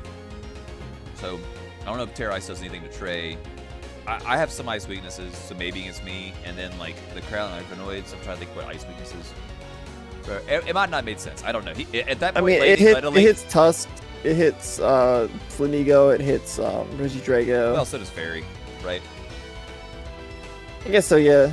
So, anyways, so he probably had some some reasons for what he picked up there that late in the season. So regardless, yeah, If you want to look at his team, he has a total of 1, 2, 3, 4, we should be at the 5, right? 6, 7, 8 fighting weaknesses. And I'm counting Hoopa as fighting weakness because that thing is base like 50 special defense, or what is it, base 40 defense? So a fighting move, which is neutral, is going to nuke this thing. Wait a minute! Don't embarrass yourself. Calm down. Hoopa has base 60 defense. A fighting move, even though it's neutral, is essentially a super effective move against this thing. Wait. You've already embarrassed yourself, unless I'm wrong. Yeah, you have embarrassed yourself. It is a ghost type. Oh, is it? I thought it was. Oh, is that the other one? Yeah. Oh, okay. Well, I'm considering this thing a fighting weakness because it literally dies in one hit to a physical I tried to move. stop you, and you would stop. I was like, no, don't do a cane. I'm so used to the other one because he never used this freaking thing. Yeah, he did. So I'm used to Hoopa Unbound, which is dark type. Before we close out our talk, there's one thing we mentioned earlier that was tied for the most kills in his division, and that was the Iron Bundle tied with the King Gambit. Regular season. Yeah. 10 kills. It did a lot. Did a ton. Now, on to our last pair. We don't have to talk about this one that much. We can just kind of skip this one. we have Kane himself here to round us out. The bottom of the draft picks, but somehow got a Chi-Yu in his little fishbowl there. It had the option between Chi-Yu and Tornadus Therian, and I picked Chi-Yu. I mean, obviously Chi-Yu's powerful. I think you brought him every game, right? I had to. He's literally the mon that I have to, or else I'm throwing. How many times would you say you scarfed him? I can check my sets real quick. Let's see. First one, Scarf. Second one, we'll talk about that later. Third one, Specs. Oh. Fourth one, Life Orb. Fifth one, Life Orb. Okay. Sixth one, Scarf. Scarf. Scarf. Scarf. So the recency bias in my brain is the scarf, but you did have some other ones in there. I didn't scarf him much until playoffs-ish. Yeah. The obviously Chu, massively strong hitter with his ability and his high special attack. His only downside is that he gets 0 coverage. Good fucking lord. It's his only coverage. Good god, this mon cannot hit anything. So I mean, you bring him in, and you essentially want to just be a wall breaker or one-shot something. Pretty much. What? I was like, pretty much, this mon is there for very specific things. He's either instant nuking sucking with overheat, or he's just hitting something for pretty good damage with flamethrower, with its beads of ruin activating and potentially specs.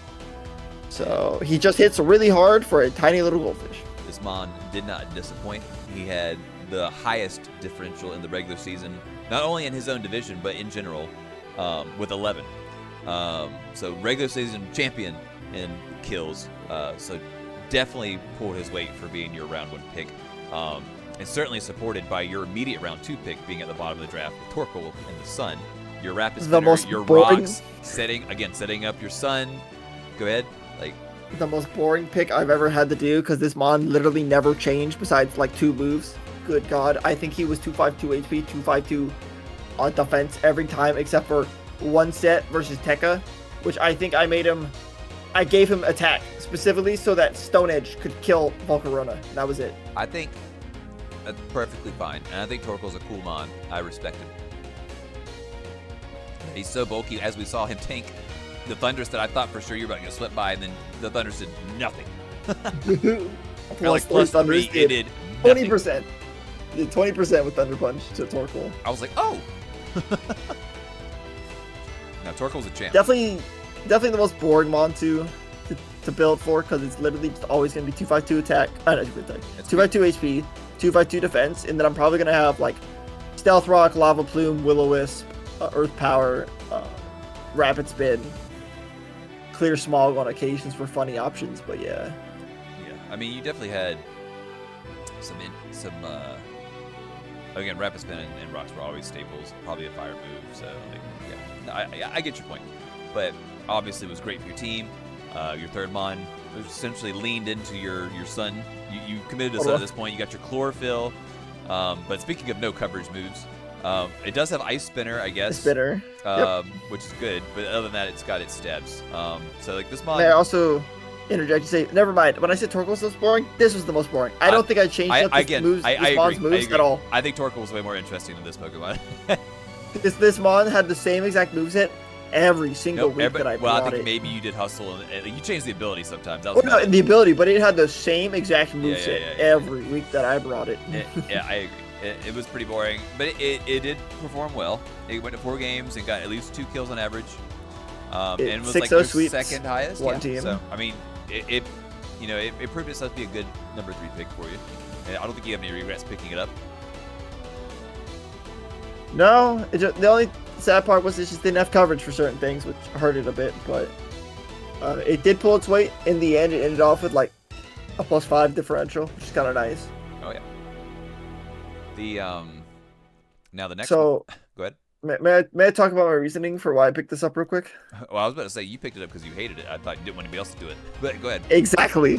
I picked this Mon up specifically so I didn't have to deal with anyone else having it, and I was like, oh, I'll use it. And then I ended up in the division with 3 Tauros. And none of them did anything, so it's fine. No, well, they all over-prepped, and then I didn't bring Grim versus them. Fair enough. I did for one when I did Trick Flamor versus the Tauros. You did some weird sets on him. Obviously, being a support Mon, his kill differential is not going to be crazy. But overall, how do you feel? Like, would you, outside of making sure no one used him against you, do you feel like he pulled his weight like on your teams? Oh, he was the reason one of the reasons I was able to beat Tekka too. Because one of my favorite plays was when I used Eject Pack Frisk Grimmsnarl versus him, where I I made sure I sped crept a defensive set of Lando, so I sent it in. If Intimidate comes off, then I know I am slower than it, which means it's a Scarf set, and the Eject Pack would put me out and I get a better lead. It was literally the perfect opportunity to see what the Lando was, so I could be able to just start his team off and start sweeping myself, which was nice. Big brain plays. Big brain plays. That is my favorite thing. Eject Pack Frisk Grim.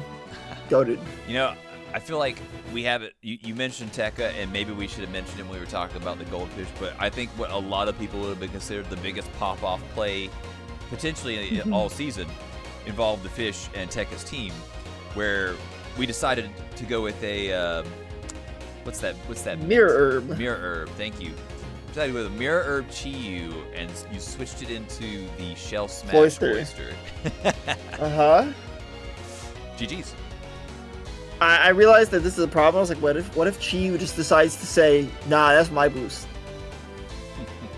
I think we came up with the mental herb item, and then it was like, okay, who are we putting it on, right? Well, we were thinking about Mirror Herb, and I'm like, wait a minute, what if I just put this on the Mon that already has stupid stuff, so I just sweep instantly? Chi-Yu's just like, I'm a good fish, I'm gonna kill everything. I think we also played with the idea of putting it on Lilligant too, but yeah, it sold itself. We were just like, you have to bring this. His entire team is set up on. Yeah, definitely one of my favorite plays. That was one of my favorite games because I had so much cool tech. I had Stone Edge, Torkoal, I had Rock Slide, Dragon Tail, Gudra. So much fun on that team. Now, I'd say this is one of your boys. You've had him on at least one of the league, maybe 2. No, yeah. I didn't use him at all in my BBC one though, unfortunately. But he was on him. Yeah. This has been a Kane staple of the Jolteon, and I think one of the better options at 130 base speed to be a Terra captain. This Mon, I think you brought almost every game, almost every time you ran, because you didn't have many electric threats in your division, so you ran the Flamor Quick Feet. Yep, Flamor Quick Feet, and made sure you were faster with everything. Mon. Honestly, I feel like looking at the numbers, I thought he did more work than it's actually showing here, and he probably has done more work than just switch initiative alone. But he did good in playoffs versus Weaselman, which is where he got a lot of golf. Very good. But funny enough, he was Terra, electric, ice, water, and I don't think I used ice a single time. I think I used water for every Terra, just because everyone had a water or weak mod. So that's crazy. I feel like we had to use ice at least once. Nope, not a single time. Fair enough. I mean, to be fair, outside of like Grass and Dragon, like water hits pretty well, like on a lot of things that ice is already going to hit. But it also covers the ground option that you're gonna have a hard time hitting regardless. So Speaking of the witch, one of my other favorite plays was getting Rain Dance up for Murkrow setting up Rain Dance against me, and then I pretty much almost Oko a Tinglu with Terra Blast Jolteon. that was a strange situation that I don't think anybody saw coming from a Sun team. But No, that dude, that moment was just, it was icing. I don't know how we got here, but I'm glad we came. Literally. I'll take that. Now, I feel like a Mon that you were kind of like, don't want to, like, I felt like you struggled to want to bring this Mon, and that shows with only 2 appearances. But Slitherwing, I feel like you found a hard time finding good places to bring it. It took him till the end of the season and started playoffs where I could bring it. This was your roaring. So while, yep. So I didn't. So pretty much every match he did poorly into, except for like 2 games near the end of the season. Well, middle of the season actually. And then playoffs he became really good, but he's hard to use. He doesn't really have much coverage. He's very much a one, like, he goes one path, and that's all it is. He's a very strong Mon, and you pretty much always Scarf it or you band it. And that is all you get to do. So, he's hard to use, but in Sun, if he's, like, Choice Banded, he hits like a truck.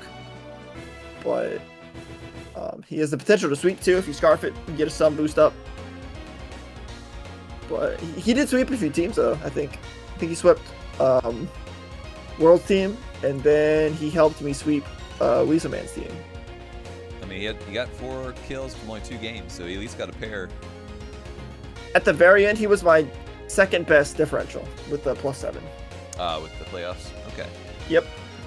All right, so man, he came full circle then. But, I mean, as a big Volcarona fan, I'm happy to see he did well. He's like the teddy bear Volcarona, right? So. I love him. He was hard to use, but he put in work when he did come. Hey, stab, U-turn. I mean, it feels like he has to be Scarf, but like stab, U-turn, and yeah. I mean, I guess he has first impression, but yeah. The stab, U-turn, you have Earthquake, like, and the other moves you mentioned post combat. So I mean, he's got the big hits, just in a kind of an awkward place. Mm-hmm.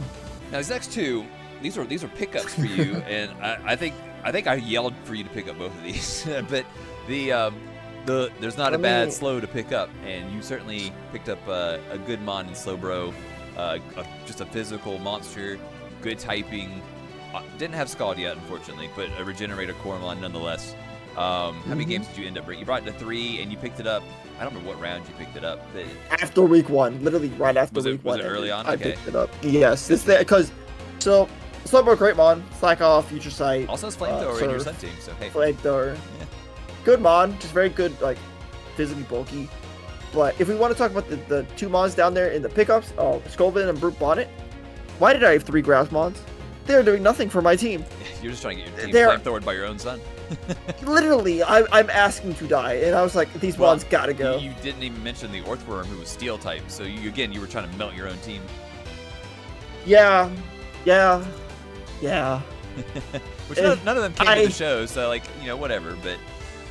I had 2 bulky Mons in Torkoal and Grim, and I'm like, I need more. You needed so much bulk. You were a glass cannon team, man. Sig talked me into Slowbro, and I'm like, alright, I immediately used him the next game. Same with Gudra. Yeah, both those Mons, like, I cannot believe they escaped the main draft, right?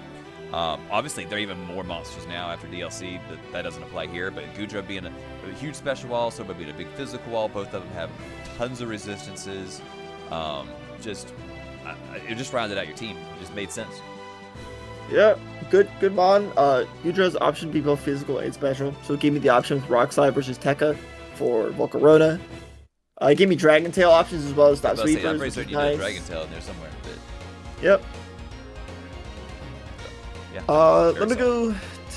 Yep, not much to talk about. They're just good Mons. I didn't get to use them as much near the end just because there were so many good Mons that just killed them in one hit that I couldn't afford to bring them, sadly. So. No problem. Your Roaring Moon was one of the reasons I hated it. I couldn't bring either Mon because of that thing, and I wanted to bring both because I love them. Now, I'm gonna jump down to some of your tradeaways before we talk about the next 2, because this is what you got rid of essentially to kind of fill in some of these gaps. But obviously the Noivern was a good Mon. You kind of traded a dragon for a dragon, I think, when you picked up the Gudra. Yep. I had to fight tooth and nail to get you to drop the Epitatsugiri and the Kamala. I wanted you to pick up. Well, I was fine with dropping the Kamala. He was just good at the very start of it, and then he tapered. Like after the first 3 games, or after the first 4 games, he just did nothing. And I was like, he's just useless. I have to get rid of him. All right, the Tatsugiri was like, maybe you could surprise somebody with a scarf, right? The Tatsugiri is such a great mon if you scarf lead him. Oh my god. But I just couldn't commit to it because that's way too risky. You mentioned this earlier, your own sins, where I tried to get you to pick up a poison or a steel type. You did eventually pick up a steel type, but I was like, man, you just don't have anything for these toxic spikes. And luckily, I didn't have to deal with it. No, one of the sassiest things you said to me, though, I'm so mad at you. You're like, look at Tatsugiri. He's got Terra Steel, Terra Void. I wanted to reach through my screen and slap you, man. Like, regardless, you finally got rid of him. You picked up the Lycanroc Day that got dropped by another team. Really, I don't remember off the top of my head. But GGR. Yes, I mean, it gave you an extra priority move. It gave you another speedy mon. You had shenanigans with the Endure Endeavor combo. That was literally the only reason I picked him up. I'm like, I can catch someone off guard with this and be really freaking obnoxious. And then I didn't do it because the one chance I had versus the Ursaluna, I wanted to have a better differential, so I swapped him out. Fair enough. Fair enough. He was there. He's a good doggo. I wanted to use him for shenanigans, but I never was able to, which is unfortunate. But yeah. One of the last pickups you did based on your schedule was the Magneton, and I think you only did it for one of the 2 here, but you had, I think, there was a Heatran you could have grabbed in Tekka, and you had and a Terra Magnezone. And then, yeah, the other Magnezone was on SV's team. And I think one of those teams, SV also had Fortress, so like, yeah. Like it just made too much sense not to pick it up. I think you did. I think when you got it through versus Tomba, but at the very least, that was the plan. At the very least, you let a mon drop and you brought this thing in to kill the Heatran for free. So at the very least, you did. The whole game plan for Tomba was to lose on purpose, so I can guarantee to fight Weaselman instead of Dave, because my team did better versus Weaselman. I don't know how I feel about the collusion there, but I'm guaranteeing a better spot, and I got to play you finally because of that too. So much. Hey, you could have beat Colin, man. You don't know that. You could have got. I would have lost. You could have got the. Okay, I could have won the first game, but I don't think I was winning a run back at all, no matter what. I think I had the chance at the first game, and I lost because of a 6.3% chance roll that killed me. But the run back, I don't think I was winning at all. So, but the whole game plan, the last one was like, I need to get Magneton a kill, and I need to get Grim a kill, and I got both. Well, that was the Magneton plan, so that was at least good that came to fruition. I got my 2 kills with my 2 awkward mons, and I was happy. And I'd say you definitely solidified yourself as the 4th best in league. So no shame there. Only 2 losses in the regular season, and your only other losses in playoffs to the person who won the whole thing. We're the champions. So. Yeah, I lost the 2 matches that I tried to that I lost to were you and Claude you and Colin. Yep. We're in championships. Same thing that happened. Same thing happened to List. List. Yeah. So it'd be what it'd be. But, you had a fantastic season. You got to use weather once more. I assume you're probably going to try to do weather here again in VGC, but no spoilers. Maybe you'll have a new game plan. No, at the very least, I pray for you that you have a backup game plan for when somebody nobody takes what you want. Okay, I don't really use weather in VGC. That's the only thing I don't do as much. Here's what I want for you. I want you to get the first pick of the draft. It's not happening. We'll see. But all I know is I know what my game plan is for it, so we'll see what happens. But yeah, fair enough. We look forward to doing that. I guess the DLC drops in December. Probably January. Yeah, it'd probably be in January, close to it. At least the draft part. If anything comes before the beginning of the next year, maybe the draft itself, but no matches probably until the new year. We'll probably wait and see one of the official leagues to set the tier list for us, because God, that'd be a nightmare. Yeah. Well, I don't even know what draft leagues are doing. I might have to ask Cody about that one. For we'll figure it out. There's something out there. But yeah, regardless, we'll do a playoffs wrap up video. But this was our team coverage video, so God, this probably was like 2 hours. At least. Aren't you gonna do superlatives? I might just turn that into a PowerPoint slide, man. We have to talk about that some more later too. So we'll do that. My voice is pretty much shot for talking for this long. So, either way, I've said my piece. You have anything else you want to close out with? Fun league. Everyone played great. The only downside was there was 0 upsets in the That's not playoffs. true. That's Dear not true. God. There was one upset. You're both 1 seeds. I don't count it. If you look at the playoffs, a 1 seed beat 4, 2 beat 3, 1 4, 2 beat 3, and then 1 beat 2, 1 beat 2. All right. There was not even in redemption, it was not a single You can upset. blame Colin and I guess. I don't know. Yeah, I know the fact that I have to blame Colin, you, Glist, and me for letting this happen. He would it be, man. But yeah, I think that wraps us up. Hope you all enjoy the analysis, and like I said, we'll do a playoff summary video soon. So we'll catch y'all next time. Peace.